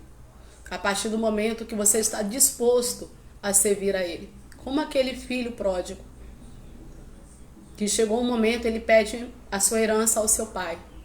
Ele não quer mais viver no seio da sua família. O pai, aqui representando Deus, não chamou a atenção, não reprimiu, porque tem livre-arbítrio, tem liberdade de escolha. Ele quis, então o que seu pai fez? Dividiu a herança entre ele e o seu irmão mais velho. E deixou ele ir. Eu falei na lição anterior que nós temos liberdade. O livre-arbítrio é isso, te dá o poder de escolha. E essa escolha, você a toma, o Senhor jamais vai te obrigar a voltar atrás. Não. O Senhor quer que você veja nele, nesse ato salvífico lá na cruz do Calvário, a bondade, a misericórdia dele, e que você volte para ele enquanto é tempo. Aquele jovem, ele pegou a herança, o pai vendeu, entregou a parte dele, pegou todo aquele dinheiro, juntou as suas coisas e foi para o mundo. E passou-se um tempo no lugar onde ele estava que houve uma crise, fome. E a situação daquele jovem estava tão ruim porque a Bíblia diz que ele tinha gastado tudo que ele tinha. Tudo, tudo. E ele agora deseja até comer as bolotas dos porcos. Que cuidar de porcos era um trabalho vergonhoso para os judeus, sujo para os judeus. E agora ele estava desejando comer as bolotas do porco. E aí ele lembra assim, olha lá na casa do meu pai, quantos trabalhadores ele tem? Tem fartura. Os seus trabalhadores comem do melhor e eu sou filho. E eu estou aqui passando por necessidade. Mas foi uma escolha de quem? Foi uma escolha daquele jovem. Muitas pessoas estão exatamente assim, abrindo mão da sua salvação, dando as costas para Cristo, preferindo comer das bolotas do porco e dos porcos. O que significa isso? Da sujeira, da imundície deste mundo, do que participar do grande banquete que Cristo tem preparado para as nossas vidas. E aí me faz lembrar de Daniel, quando ele é levado em cativeiro, e tem um banquete, está no palácio, tem um banquete sendo oferecido para eles. E Daniel não quis aquilo, porque ele sabia que todo aquele banquete ali, naquilo ali não estava Deus. E Daniel fez a diferença, ele sendo jovem, tá? Por que eu estou reprisando isso? Tem muitas por aí, eu falei, né? E muitos já ouviram falar isso, que chegou o tempo que a gente tem que pregar para crente. Crente, né? Crente é aquele que crê em Deus. Então o diabo, ele crê. Mas verdadeiro servo está difícil. E aí, muitos que estão dentro da casa do Senhor estão exatamente na mesma posição desse jovem. Ou, como Daniel, permanecem firmes. E muitos pregam dentro da casa do Senhor algo diferenciado porque é jovem. Só que não existe um céu para criança, um céu para jovem, um céu para adolescente, um céu com mais idoso, não, o céu é único e a palavra de Deus é única. Se eu quiser herdar a minha salvação, eu tenho que me adequar a ela. Seja eu adolescente, jovem, adulto, homem, mulher, não importa a fase da vida que você está. Se você quer receber, se você quer participar dessa grande salvação, se você quer participar do arrebatamento da igreja, se você quer ter uma vida eterna com Cristo, tem que renunciar e viver essa palavra em todos os momentos, ok? Então vamos lá, gente. Justificar ou justificação não significa que o pecado é tornado justo. Não, não é o pecado que é tornado justo, mas declarado justo ou livre da culpa e do merecimento da punição divina. Olha só, declarado justo, livre da culpa, do merecimento da punição divina. Quando isso? Quando eu me converti, quando eu me entreguei a Cristo. Então essa punição não existirá mais. O Senhor diz o quê? Dos seus pecados não me lembrarei mais. Porque houve o arrependimento. Houve uma renúncia. Eu decidi entregar a minha vida a Ele agora e fazer a vontade dEle. Então não haverá mais uma punição divina. Jesus Cristo morreu na cruz do Calvário, mas eu continuo na minha vida de pecado, vai haver uma punição. Porque não houve um arrependimento, não houve um quebrantamento e não quis eu voltar para Cristo. Não quis eu aceitar essa aliança que ele refez comigo, refez com o homem, então será condenado, tá? Isso só é possível por causa de quê? Dos méritos de Cristo, do seu sacrifício expiatório em lugar do pecador. Só por causa de Cristo. Não é por causa de homem, não. Porque, como eu iniciei falando essa parte, o homem que está perdido, ele não tem condição nenhuma de se aproximar de Deus. E existe no homem essa necessidade da justificação. Porque a incapacidade do homem de justificar-se a si mesmo diante de Deus fez com que o Pai fala, Deus fala que desde o Cordeiro, é o Cordeiro que foi morto, desde a fundação do mundo. Já existia um plano de salvação desde a fundação do mundo para a minha vida e para a sua, tá bem? Vamos lá. Já fez uma intrigante pergunta séculos atrás. Qual é ela? Na verdade, sei que é assim. Por quê? Como se justificaria um homem para com Deus? Aí lá em João 9:2. O carcereiro de Filipe se indagou: Senhor, que é necessário que eu faça para me salvar? Por que ele está perguntando isso, gente? Por causa dos pecados que provoca a ira de Deus. Nenhum homem teve como justificar-se perante a Cristo. Eita, Jesus, quase derrubava aqui o pedestral. Nenhum homem. Por quê? Pois a semelhança do cordeiro que era oferecido lá no Antigo Testamento, eu falei sobre isso lá no início, né? A vítima, né, no caso do holocausto, tinha que ser pura. E aí Paulo diz assim, lá em Romanos 3:9-10. Pois já dantes demonstramos que tanto judeus como gregos, todos estão debaixo do pecado, como é escrito, não há nenhum justo, nenhum sequer. Todos estavam debaixo do pecado. Só que aquele animal lá que era morto, servia para quê? Para justificar o pecado, mas não era um sacrifício perfeito. Não. O sacrifício perfeito foi feito por Jesus lá na cruz do Calvário. A lei, ela não justificava a ninguém, pelo contrário. A lei, ela funciona como espelho. Você olha para o espelho, você vê aonde está o defeito em você, se o cabelo está bagunçado, né? Arruma sua roupa, vê onde tem a sujeira. Teu espelho mostra como você é. É o que Paulo escreveu lá em Romanos 3:20. Por isso, nenhuma carne será justificada diante dele pelas obras da lei. Olha só, viu? As obras não justificam ninguém. Por isso tem muita gente por aí que fala assim, mas eu já sirvo a Deus. Você fala de que forma? Eu não mato, eu não bebo, eu não roubo, eu não desejo a mulher do meu próximo, eu não ando traindo a minha mulher, eu não ando com... Não, isso não é suficiente. Você só está vendo a sujeira. Cristo já morreu, justificando os nossos pecados. Mas nós precisamos ser constrangidos pelo amor de Cristo. É olhar para Ele e querer ser santo como Ele é santo, viver como Ele viveu, renunciar toda a nossa vida, nossos prazeres materiais, os desejos de nossa carne e passar a agradar a Ele.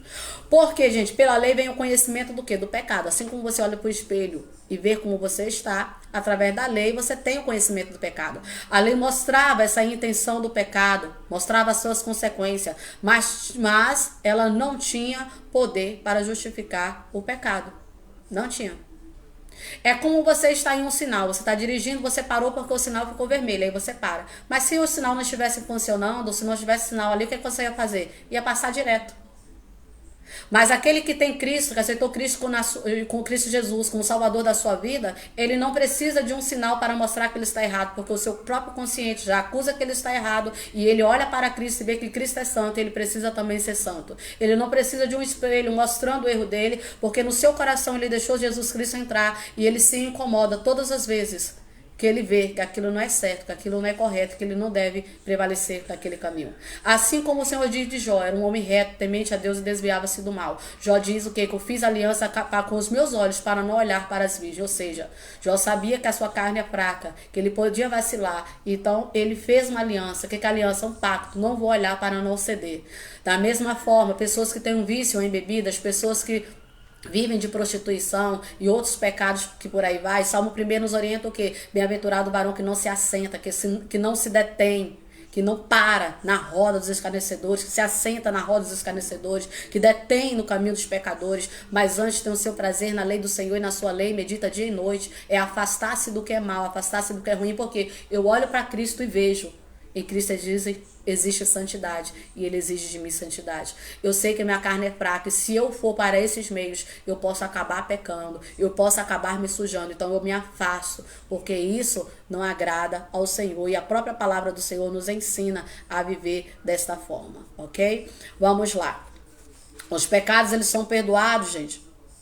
Aliás, nós estávamos falando ainda da lei, essa parte que é interessante a gente tratar.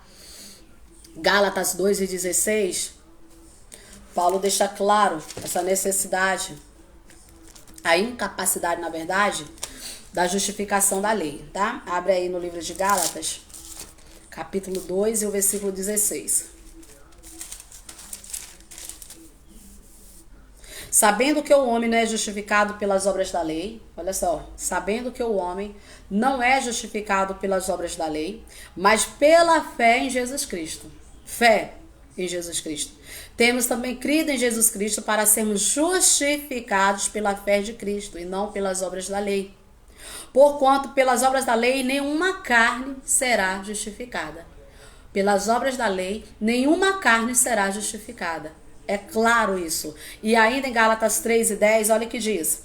Todos aqueles, pois, que são das obras da lei estão debaixo da maldição. Se você olha para a lei, quer praticar apenas o que a lei ensina, está debaixo da maldição. Aqueles que têm conhecimento da palavra, que lê a Bíblia, vai ver que Paulo enfrentou muitos desses problemas com aqueles novos crentes que estavam surgindo nas suas viagens missionárias, porque todas as vezes que ele pregava o evangelho, falava que a salvação vinha de Cristo, que a salvação é pela graça, né, é um favor imerecido, que nós devemos olhar para a cruz, crer em Cristo. Os judeus vinham implantando as suas tradições, falando que era se eles não se circuncidassem, se eles não olhassem para a lei, não existiria salvação. Então a gente vai ver em todo tempo o homem colocando suas tradições, seus costumes, para poder distanciar o homem de Deus. E nós vimos que essas tradições, apenas esses costumes, fazer o homem querer viver baseado na lei, só fazia com que essas pessoas se distanciassem de Deus, porque os seus corações, na verdade, estavam distantes.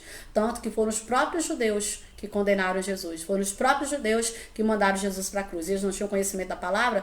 Ter o conhecimento da palavra não significa que você conhece a Deus. Conhecer a palavra não significa que você tem uma vida santa, mas está em você conhecer e praticar essa verdade. Aí está a diferença, ok? Vamos lá. Por isso que havia a necessidade de alguém que tivesse redenção, santidade, e isso está tipificado em quê? Na pureza do Cordeiro Imaculado, que pudesse ser interposto entre o sacrifício pelo homem, e sacrifício pelo homem. Esse sacrifício para o propósito justificar este homem diante de Deus, este homem que estava sentenciado à morte. Esse sacrifício foi justificado, dando a ele agora o direito de alcançar essa salvação. E qual é a fonte de justificação, gente? É pela graça. Está lá em Efésios, no capítulo 2, versículo 8. Efésios 2:8, olha o que diz. Porque pela graça sois salvos. O que é graça? Favor imerecido. Não é pelas obras, é pela graça que sois salvos, por meio da fé. E isso não vem de nós, é dom de Deus. É pela graça que fomos salvos. através da fé. Se você não crê no sacrifício de Jesus, se você não crê que ele veio a este mundo para dar a vida em meu lugar, em teu lugar, para adquirirmos a vida eterna, não há possibilidade de ser salvo. Se eu não olhar para o sacrifício de Cristo e ver que aquele sangue me remiu, justificou os meus pecados, para que hoje eu não tenha mais essa vida de iniquidade, uma vida cheia de transgressão, que eu me liberte dela dia após dia, que eu seja limpo, purificado, não tem como eu alcançar a salvação, ok? Então a graça de Deus é a fonte da justificação do homem. Ela se revela no fato de que Deus, através da expiação de Cristo, pagou toda a pena do pecado. Os pecadores são perdoados, não porque Deus seja benigno para desculpar os pecados dele, mas sim porque existem redenção através do sangue de Cristo. Redenção. O perdão de Deus não se baseia na sua benignidade, mas sobre a sua rigorosa justiça. Ele é fiel e ele é justo para perdoar-nos os nossos pecados. E a gente vai ver o exemplo da justiça de Deus quando Barnabé vende um terreno. Naquela época a igreja primitiva está crescendo. E aí eles estão vendendo tudo o que tem e entregando aos pés dos apóstolos para dividir entre si, né, os seus bens, para que ninguém venha ter necessidade de alguma coisa. Isso está no capítulo 4 de Atos. E aí tem um casal chamado Ananias e Safira que vai ver isso e também agora eles querem aparecer, vende o terreno que tem, vai lá entregar o dinheiro a Pedro, porém eles mentem a respeito do valor que tinham vendido. Precisavam eles mentirem? Não. O terreno era deles, vendia se quisesse, dava o quanto quisesse.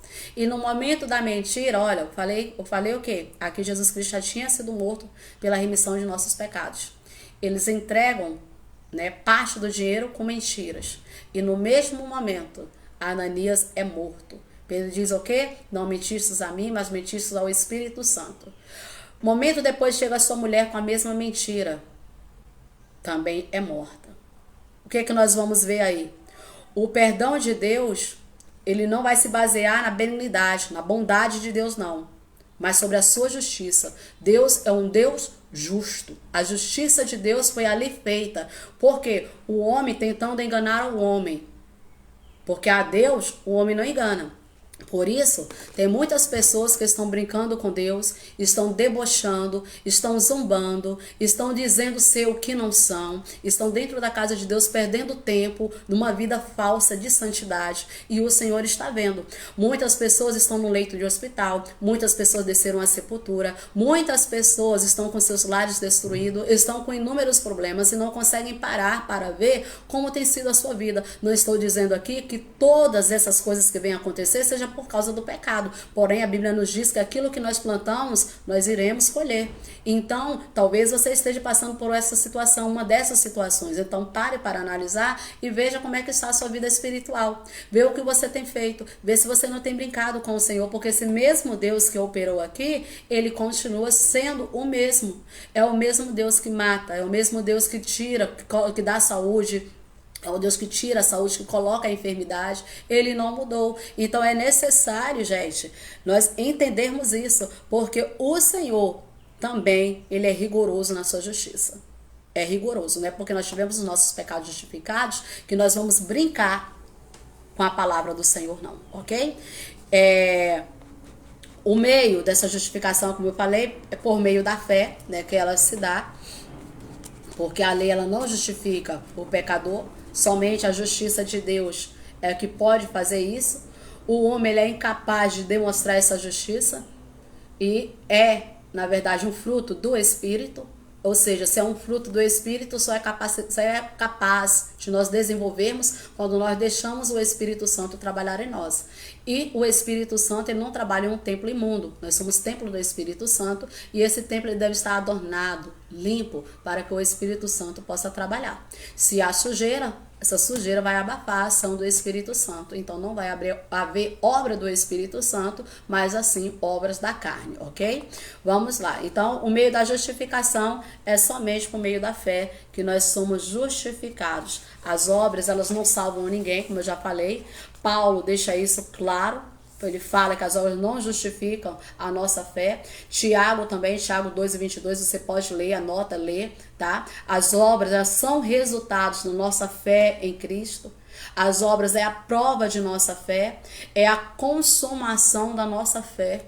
São as obras que nós vemos fazer, tá?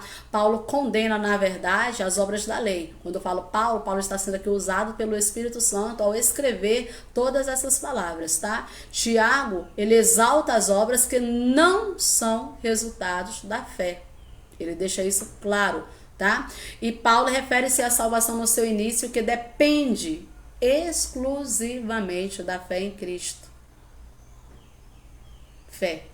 E a Bíblia diz que sem fé é impossível agradar a Deus. Então, o primeiro aspecto da salvação é a justificação. Nós fomos justificados. O segundo aspecto dela é a regeneração. O que é a regeneração? Nada mais é do que um novo nascimento. Uma vez nascido de novo, a pessoa passa a fazer parte da família de Deus, tá? É uma experiência que resulta o quê? Na adoção, como filhos. Um novo nascimento. A regeneração é de natureza espiritual. E ela ocorre quando a pessoa crê em Cristo, quando essa pessoa aceita Jesus como seu Salvador, tendo arrependido dos seus pecados, é que vai ocorrer a regeneração. Então, primeiro, a regeneração é seguida da nossa justificação. Já fomos justificados lá na cruz do Calvário. Quando há regeneração, quando há um novo nascimento, quando eu me arrependo dos meus pecados, quando eu entrego a minha vida para Cristo, tá? Olha, eu destaquei uma frase, isso está no livro de Apoio ao Mestre, tá? No livro da EBD, que diz assim, ó, um certo ensinador afirmou com muita propriedade, quem não é salvo em Cristo, nasce uma vez e morre duas vezes. Por quê? Nasce uma vez e morre duas vezes. Por que quem não é salvo em Cristo acontece isso? Nasceu só uma vez. Nasceu o quê? Da carne. Morre duas vezes. Por quê? A primeira morte, a morte física. Qual é a segunda morte? Lembra quando eu falei? Quando Jesus Cristo voltar para buscar a sua igreja, aqueles que morreram em Cristo ressuscitarão primeiro. E depois nós que estamos vivos encontraremos com ele nos ares. Então nós vimos que aqueles que não morreram em Cristo permaneceram lá, mortos. Quando que eles serão ressuscitados? No juízo. Eles são ressuscitados, mas para participar da segunda morte. Qual é a segunda morte? Quando ele é lançado no lago de fogo e enxofre, onde é a condenação eterna. Então, quem não é salvo em Cristo, ele nasce uma vez na carne e morre duas vezes. A morte física e a morte espiritual. Já quem é salvo em Cristo, ele nasce duas vezes e morre uma vez. Isso ainda tem uma exceção. Por que ele nasce duas vezes?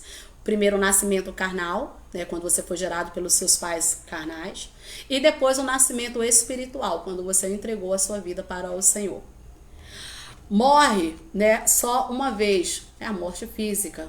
Quando encerra a nossa carreira aqui nessa terra. Quando nós descemos, né, o nosso corpo desce a sepultura e para o pó se tornará. A Bíblia diz, do pó nós viemos e do pó para nós tornaremos. Mas, quando a trombeta tocar, quando a trombeta soar, nós seremos ressuscitados para morarmos com Cristo, na glória com Ele, reinar com Ele. Isso é um privilégio, vai dizer que agora não vale a pena servir a Cristo, que é isso. E, neste último caso, haverá um grupo de pessoas que vão estar vivas, quer dizer, que não vai participar da morte. Que vai nascer, ter dois nascimentos, mas que não vai participar da morte. Da morte física, porque Jesus Cristo retornou antes nem da morte espiritual, porque foi alcançado por Cristo. Olha só que maravilha, tá? Então terão nascido duas vezes sem nunca morrer. Olha que privilégio. Eu queria muito participar, eu quero muito, mas a gente não sabe qual vai ser o dia nem a hora que Jesus Cristo virá, né? A Bíblia diz que será como um ladrão, a gente não sabe a hora que vai invadir a nossa casa, a hora que esse mal chega até nós, assim também será a volta de Cristo, ok? Então a regeneração é um ato divino, que faz com que a velha criatura, ela nasce de novo e nasce agora para a vida eterna. E é um ato, gente, sobrenatural, que é obra do Espírito Santo. Ou esse homem ser regenerado por Deus, para agora ele ser filho de Deus. É isso aí, filho de Deus. Ou somos filhos de Deus ou somos filhos do diabo. De Deus nós vivemos para agradar a ele, o diabo vive para fazer as obras do material, as obras da carne, tá? E sermos também participantes da natureza divina. O nosso testamento apresenta a figura do ser criador de novo e da renovação. Só que a mais comum é de nascer, gerar ou dar à luz. São as expressões utilizadas para representar este novo homem agora, este homem que foi regenerado. Lá em 1 Pedro, capítulo 1, abre aí. 1 Pedro no capítulo 1. E o versículo 3. Olha o que diz. Bendito seja o Deus e Pai do nosso Senhor Jesus Cristo, que segundo a sua grande misericórdia, nos gerou de novo para a vida eterna. Olha só, para uma vida pura. Olha só, que segundo a sua grande misericórdia, nos gerou de novo para uma vida viva esperança pela ressurreição de Jesus Cristo dentre os mortos. Nos gerou de novo para uma viva esperança. Viva esperança pela ressurreição de Jesus Cristo dentre os mortos. Quando Jesus morreu e ao terceiro dia ele ressuscitou, ali surgiu essa esperança para a minha vida e para a sua vida. Ele foi para os céus e disse: voltarei. Está lá em João 14, não se turbe o vosso coração, credes em Deus, credes também em mim, na casa do meu Pai há muitas moradas, se não fosse assim eu vos não teria dito, vou preparar-vos lugar, para que onde eu estejais, estejais vós também. Essa promessa é para toda a igreja de Cristo, ele vai voltar, para buscar uma igreja lavada, remida no sangue do Cordeiro, e que permaneceu fiel, perseverou até o fim, ok? O homem ele não pode mudar de reino por si mesmo. Eu falo aqui de reino espiritual. O homem, da mesma forma que ele não pode se justificar, ele não consegue tomar o primeiro passo, tomar essa decisão sozinho, porque é obra do Espírito Santo, ele também não tem como mudar de reino. Por que mudar de reino? Quando que eu mudo de reino? Quando há um novo nascimento. Esse novo nascimento é um nascimento espiritual. Antes eu havia nascido uma primeira vez, nasci para a carne. Nasci da carne, vivia para a carne, fazendo os desejos deste mundo, reino material. Agora que eu nasci de novo, eu faço parte de um novo reino, que é o reino espiritual. E o homem na condição natural, ele pertence ao reino natural. Nicodemos é o exemplo claro disso. O Senhor diz para ele: olha, o que é nascido da carne é carne, o que é nascido do espírito é espírito. No pecado o homem está no reino o quê? Da carne, mas quando ele lá no reino da carne, reino das trevas também, né? E aí é interessante que quando o homem encontra-se nesse estado, ele está sendo alcançado pela deformação moral do seu caráter. Por que a deformação moral do seu caráter? Porque tudo aquilo que esse homem faz, a maneira que ele vive, que ele se comporta, só vai causar o quê? Exatamente essa deformação. Por que uma deformação? Porque Deus criou o homem santo, puro, sem iniquidades, sem pecado. Então o homem peca, começando ali a deformação do seu corpo, que foi criado santo, puro e perfeito. E a cada dia que passa, este homem, enquanto ele não tiver um encontro com Cristo, está deformando mais e mais o seu caráter. Ok? E aí, vamos lá. Assim a carne e o espírito, ela pertence a reinos diferentes. Por isso que a Bíblia nos deixa claro que o homem natural, ele não compreende as coisas espirituais. As coisas espirituais só discernem aqueles que são espirituais, tá bem? Então a vida espiritual, ela não passa de um pai por filho, pela geração natural. A minha vida espiritual, o meu filho não pode herdá-la se ele também não quiser ter uma vida com Cristo.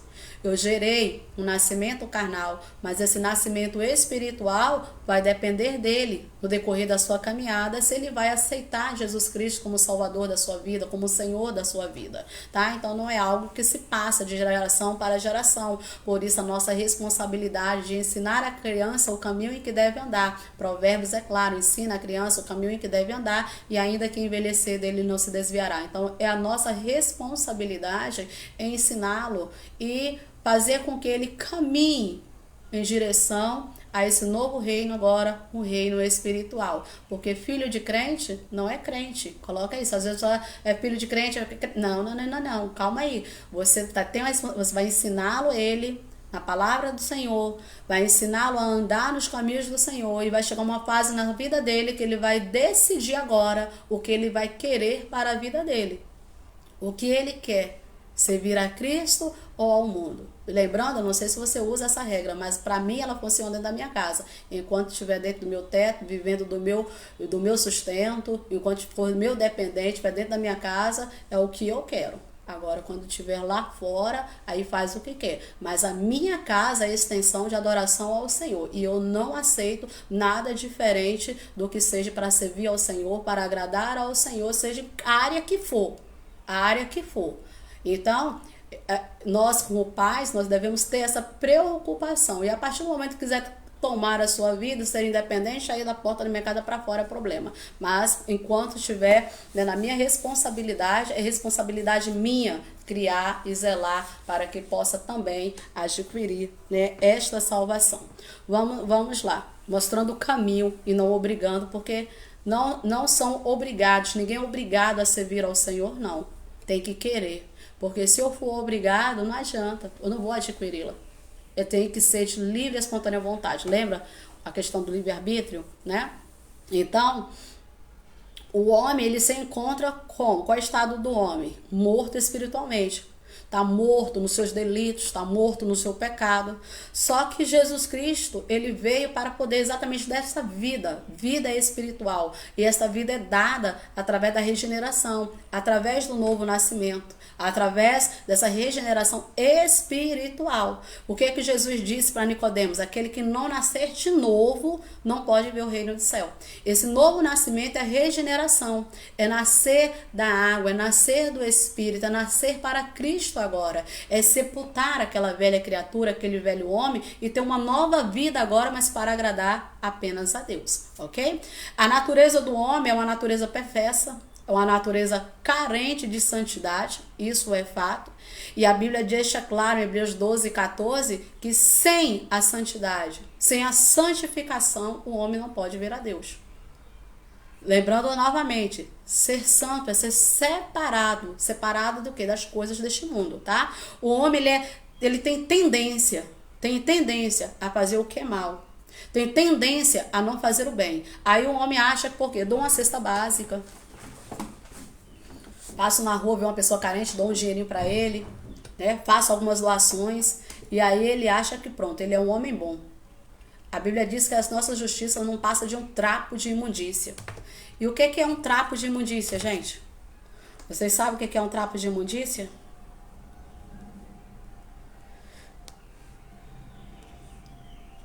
O trapo de imundícia nada mais era... Eu nem sei se tem mulher, se tem homem, o negócio aqui é bem aberto mesmo, né? Às vezes as pessoas ficam falando assim, tem criança, não sei o que, isso aqui não é vergonhoso pra ninguém. O que é trapo de imundícia? Trapo de imundícia, hoje, seriam os absorventes, mods, ou bem, ou isso que a mulher usa, né? Onde acumula ali o sangue, o fluxo menstrual. Naquela época não existia, as mulheres usavam pano, toalha, seja lá o que for, né? Pra poder tampar, pra poder guardar, sei lá. E aí, dava lá sujeitos dela, né? E aí o Senhor está dizendo que exatamente a nossa justiça é assim. Não passa de um trapo de imundícia. Onde é que está isso? Isaías 64, versículo 6. Vamos lá. Isaías no capítulo 64 e o versículo 6. Eu gosto de falar mostrando, né? 64, versículo 6. Mas todos nós somos como imundo. E todas as nossas justiças como o trapo da imundícia. E todos nós caímos como a folha, e as nossas culpas como o vento nos arrebatam. Nossa justiça, olha só, assim, todas as nossas justiças como um trapo de imundícia. Assim a justiça do homem que não tem Deus. Por que, gente, o homem que não tem Deus? E o homem que não tem Deus, ele vive da carne, para agradar a carne, os seus desejos da carne. Tá lá em Gálatas, né? Deixa eu conferir aqui, ó. A gente programa a aula, né? Chega aqui, o Senhor vai nos levando para outros lugares, aí eu tenho que ver para conferir, porque as pessoas estão assistindo e elas precisam conferir, né? Atos 5, a partir do versículo 17, né? Tá do 17 até o 21, ok? As obras da carne, tá tudo aí. Porque essa velha criatura, ela vive para fazer os desejos da carne. E quando você vai ver os desejos da carne aí, a justiça não está aí não. Por quê? Exatamente porque esse homem que vive aqui na carne, ele não anda em espírito. Então não tem como o Espírito Santo desenvolver nele as obras do Espírito. E uma das obras do Espírito é exatamente essa, a justiça. Então este homem que não tem o Espírito Santo na vida é incapaz de praticar a verdadeira justiça. Essa justiça que ele faz de ajudar o próximo, de, como eu falei, dar uma cesta básica, ajudar na vida financeira de alguém, não passa de um trapo de imundícia, porque isso não vai encobrir os seus pecados. O que cobre os pecados, o perdão do pecado é através do sangue de Cristo na cruz do Calvário. E eu só estou dando mérito a esse sacrifício quando eu procuro viver para agradar ao Senhor, quando eu creio nessa morte salvífica e procuro guardar todos os seus mandamentos, todos os seus estatutos, todos os seus juízos, andar em retidão a esta palavra. E então, vem lá o versículo 22 do capítulo 5 de Gálatas, mas o fruto do Espírito é caridade, gozo, paz, longanimidade, benignidade, bondade, fé, mansidão, temperança. Contra essas coisas não há lei. E os que são de Cristo crucificaram a carne com as suas paixões e concupiscência. Se vivermos no Espírito, andemos também no Espírito. Se vivermos no Espírito, andemos também no Espírito. E só tem condição de viver no Espírito aqueles que tiveram um encontro com o Senhor, ok? Então esta aí é a regeneração, é o novo nascimento, e a justificação foi o sangue de Cristo sendo derramado por nossos pecados e o Pai aceitando, né, como a remissão dos nossos pecados. Vamos lá? E a gente vai para quase 2 horas de aula, meu Deus. O último aí é a santificação, tá? E eu vou falar pouca coisa a respeito dela, e depois eu vou gravar uma aula especificamente só falando sobre esses 3 aspectos da salvação, ok? A santificação era o processo da salvação, gente. É um aspecto da salvação, na verdade. Ela pode ser vista em 2 períodos. Um de imediato. Quando de imediato? Quando ocorre ali a regeneração, né, e a da justificação. Fomos justificados pelo sangue de Cristo, e a regeneração ali no novo nascimento, quando eu entrego a minha vida para Cristo. E o outro em processo contínuo, né? Alguém considera a santificação como uma salvação em andamento. Por que em andamento? Não existe essa uma vez salvo, salvo para sempre, porque a pessoa entende-se o quê? Que uma vez que ela foi salva, ela pode fazer o que ela quiser agora, que ela não perde a salvação. Mentira. Para eu continuar tendo uma vida santa, eu preciso continuar sem viver mergulhado em pecados. Eu tenho que continuar renunciando a este mundo, renunciando aos prazeres deste mundo e somente gerando intimidade com o Senhor dia após dia, me envolvendo no relacionamento com o Senhor. E quando há pecado, quando há as transgressões, quando eu peco e não me arrependo, não tem como eu manter essa vida em santidade. Porque manchei e dali para frente vai continuar manchada. Quando eu manchei, vi que está manchado, que está sujo, houve um arrependimento sincero, que às vezes só existe um arrependimento da boca para fora, para poder ali, os quadros de igreja, a disciplina ser suspensa, mas no coração não houve arrependimento, e se aparecer oportunidade, vai fazer de novo, não vai existir santificação, tá? E aí no Antigo Testamento, a palavra hebraica que é utilizada, que equivale a santa, é o Kadosh, que tem o sentido de santo, santificação, que deriva da palavra Kadesh, tá? Que significa que ser separado, separação. E tem um sentido que de cortar, olha só, cortar, dividir, isolar ou separar, porque esse é o estado daquele que entregou a vida para o Senhor, tá separado, né? Tá separado. Aqui está o mundo e aqui está a sua vida agora com Deus. Aqui está a velha criatura e aqui está uma nova criatura. Essa nova criatura aqui não pode ter mais contato nenhum com esse lado de cá, né, em relação a pecados, porque você pode levar a palavra de Deus, né? Você tem que levar a palavra para essas pessoas. Mas você levar a palavra não significa que você vai ter que estar envolvido ali naquele ambiente. Você, né, tem que conviver com o pecado, não. E aí onde muitas pessoas confundem, mas a gente vai falar isso com detalhe em outra aula pra gente aprender a diferenciar isso aí, ok? No Novo Testamento ele é enfatizada a santificação mais do que a santidade. Aí diz assim, escrito em Hebreus 12:14, eu falei lá anteriormente, né, há pouco tempo, que sem santificação ninguém verá a Deus. né? E o que quer dizer? Olha os conceitos para a santidade. Nós temos santo. Essa palavra santa tem um significado daquele que se tornou sagrado, tá? A palavra santo tem a aplicação mais elevada e original em quem? Em Deus, porque ele é santo, só que ele quer que nós sejamos santos, como ele também é santo. Tá muito claro isso na palavra de Deus. Isaías 6, o versículo 3 diz assim, ó: Isaías contemplou a santidade de Deus, exclamando como? Santo, santo, santo é o Senhor dos exércitos, nessa visão que Isaías teve. Outra palavra é santidade. O que é santidade? Enquanto santo, gente, quer dizer que tornou-se sagrado, é separado. Santidade é um estado de espírito. Santidade é um estado de espírito. Qualidade daquele que é santo. A santidade, ela permeia todas as páginas da Bíblia. A gente vai ver o Senhor querendo, cobrando.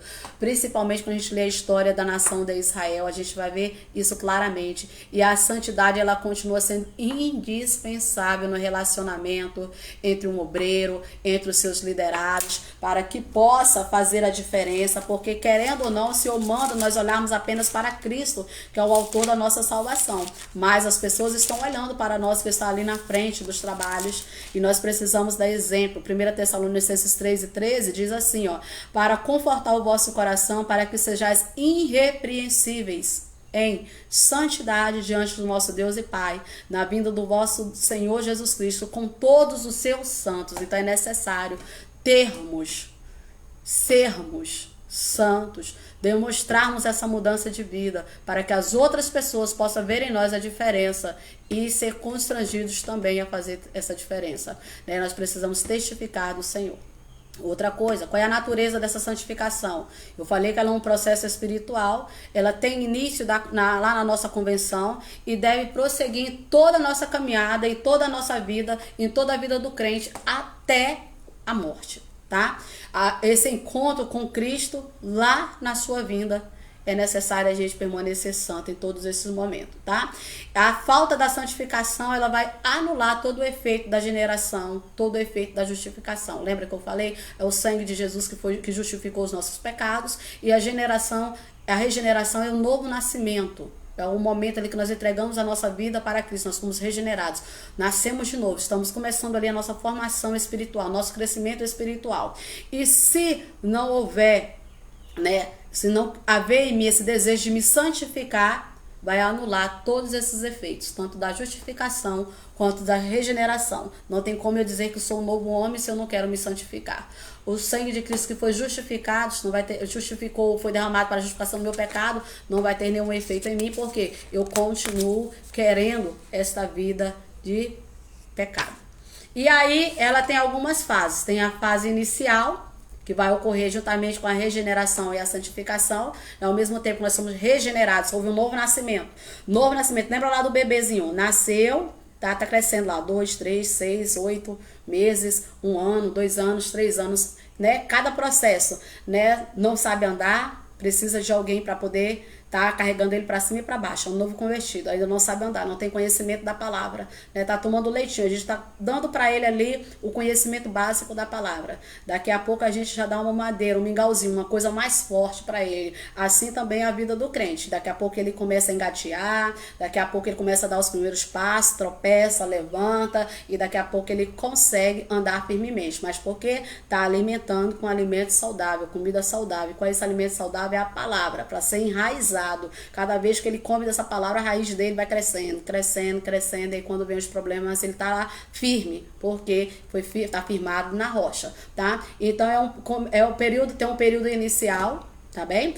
E tem a fase progressiva, que é o processo que desenvolve mediante o poder de Deus e o esforço do crente. É eu querer, é você querer e esforçar cada dia para ser parecido com Cristo, para esforçar todos os dias para ser santo como Cristo é santo. O cristão, ele passa a experimentar essa vida progressiva de santificação, dia após dia, até Jesus Cristo voltar.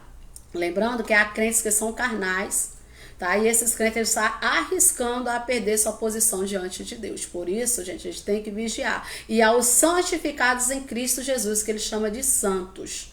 Tá? E a santificação progressiva, ela envolve todas as áreas do crente, todas as áreas do cristão. Quais ela? O pensamento, em primeiro lugar. O nosso pensamento é que a Bíblia diz, a partir do momento que nós convertemos, é a mente de Cristo. Então, se a mente de Cristo é uma mente santa, tá? Envolve a nossa vida familiar, envolve a nossa vida profissional, envolve a nossa vida moral, a nossa vida financeira, enfim, toda a nossa maneira de viver deve ser santa, porque não dá para ser santo apenas dentro da igreja, não, né? Como muitos são.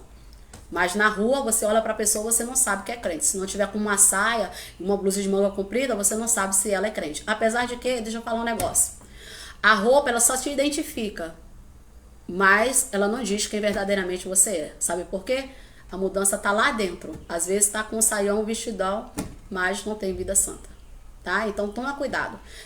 O seu caráter precisa mostrar, precisamos testificar de Cristo, precisamos mostrar que nós servimos a Cristo, não precisa ver isso, precisa. Mas principalmente através da nossa mudança interior é que tem que refletir no nosso exterior. Bem, gente, ficou bem longa esta aula e nós vamos, depois eu vou vir com detalhes, tá? Sobre esses 3 processos da salvação, tá? Eu vou falar sobre cada uma delas. A justificação, a regeneração e a santificação. Justificação, regeneração e a santificação. Eu vou falar sobre esses 3 processos. Não sei se vai ser uma aula diferente para cada uma deles, porque tem muitas coisas para poder ser dita a respeito de cada uma delas, para que a gente possa se aprofundar, tá bem? Então, possivelmente, hoje quarta, eu vou ver se eu consigo passar uma parte amanhã. Se eu não conseguir, vou só na sexta-feira agora. Ou mais tarde eu vou ver se eu consigo gravar, tá bem? E para que a gente possa se aprofundar. Como eu falei, lógico que não dá pra gente passar tudo isso de uma vez em uma sala de aula, mas é pra gente termos conhecimento, aumentar o nosso conhecimento, para que assim a gente possa ajudar, né, aqueles que a gente está ensinando a palavra, outras ocasiões também onde nós estamos ensinando, ministrando, a gente possa levar. Sei que o vídeo ficou longo, tá? Mas tenha paciência, escute com detalhes, porque tem muita informação, né, rica. E que o Senhor Jesus possa lhe abençoar. Não deixe de compartilhar, não deixe de comentar, dê a sua opinião, tá bem? Não deixe de curtir, porque quando você faz isso, tá? A plataforma entende que é bom e vai distribuir para outras pessoas, que a informação relevante vai entregar para outras pessoas. Senão só fica aqui com vocês que estão assistindo e outras pessoas não recebem, tá? Por isso que a gente sempre tá pedindo para curtir, para comentar e para compartilhar. Quanto mais ela é compartilhada, curtida e comentada, a plataforma entende que é um conteúdo bom e distribui para outras pessoas também. E outras pessoas precisam ser alcançadas. Compartilhe você também com outras pessoas e outras plataformas que você faz parte, tá? E assim a gente vai estar levando a palavra do Senhor Jesus, ok? Que o Senhor Jesus lhes abençoe, te dê um final de dia abençoado, que a paz do Senhor, que excede todo o entendimento, esteja contigo, com a tua casa, na tua família, hoje, sempre, em nome de Jesus, tá? Um dia abençoado na paz do Senhor. Um beijo no coração de vocês e até o nosso próximo encontro. Fiquem na paz.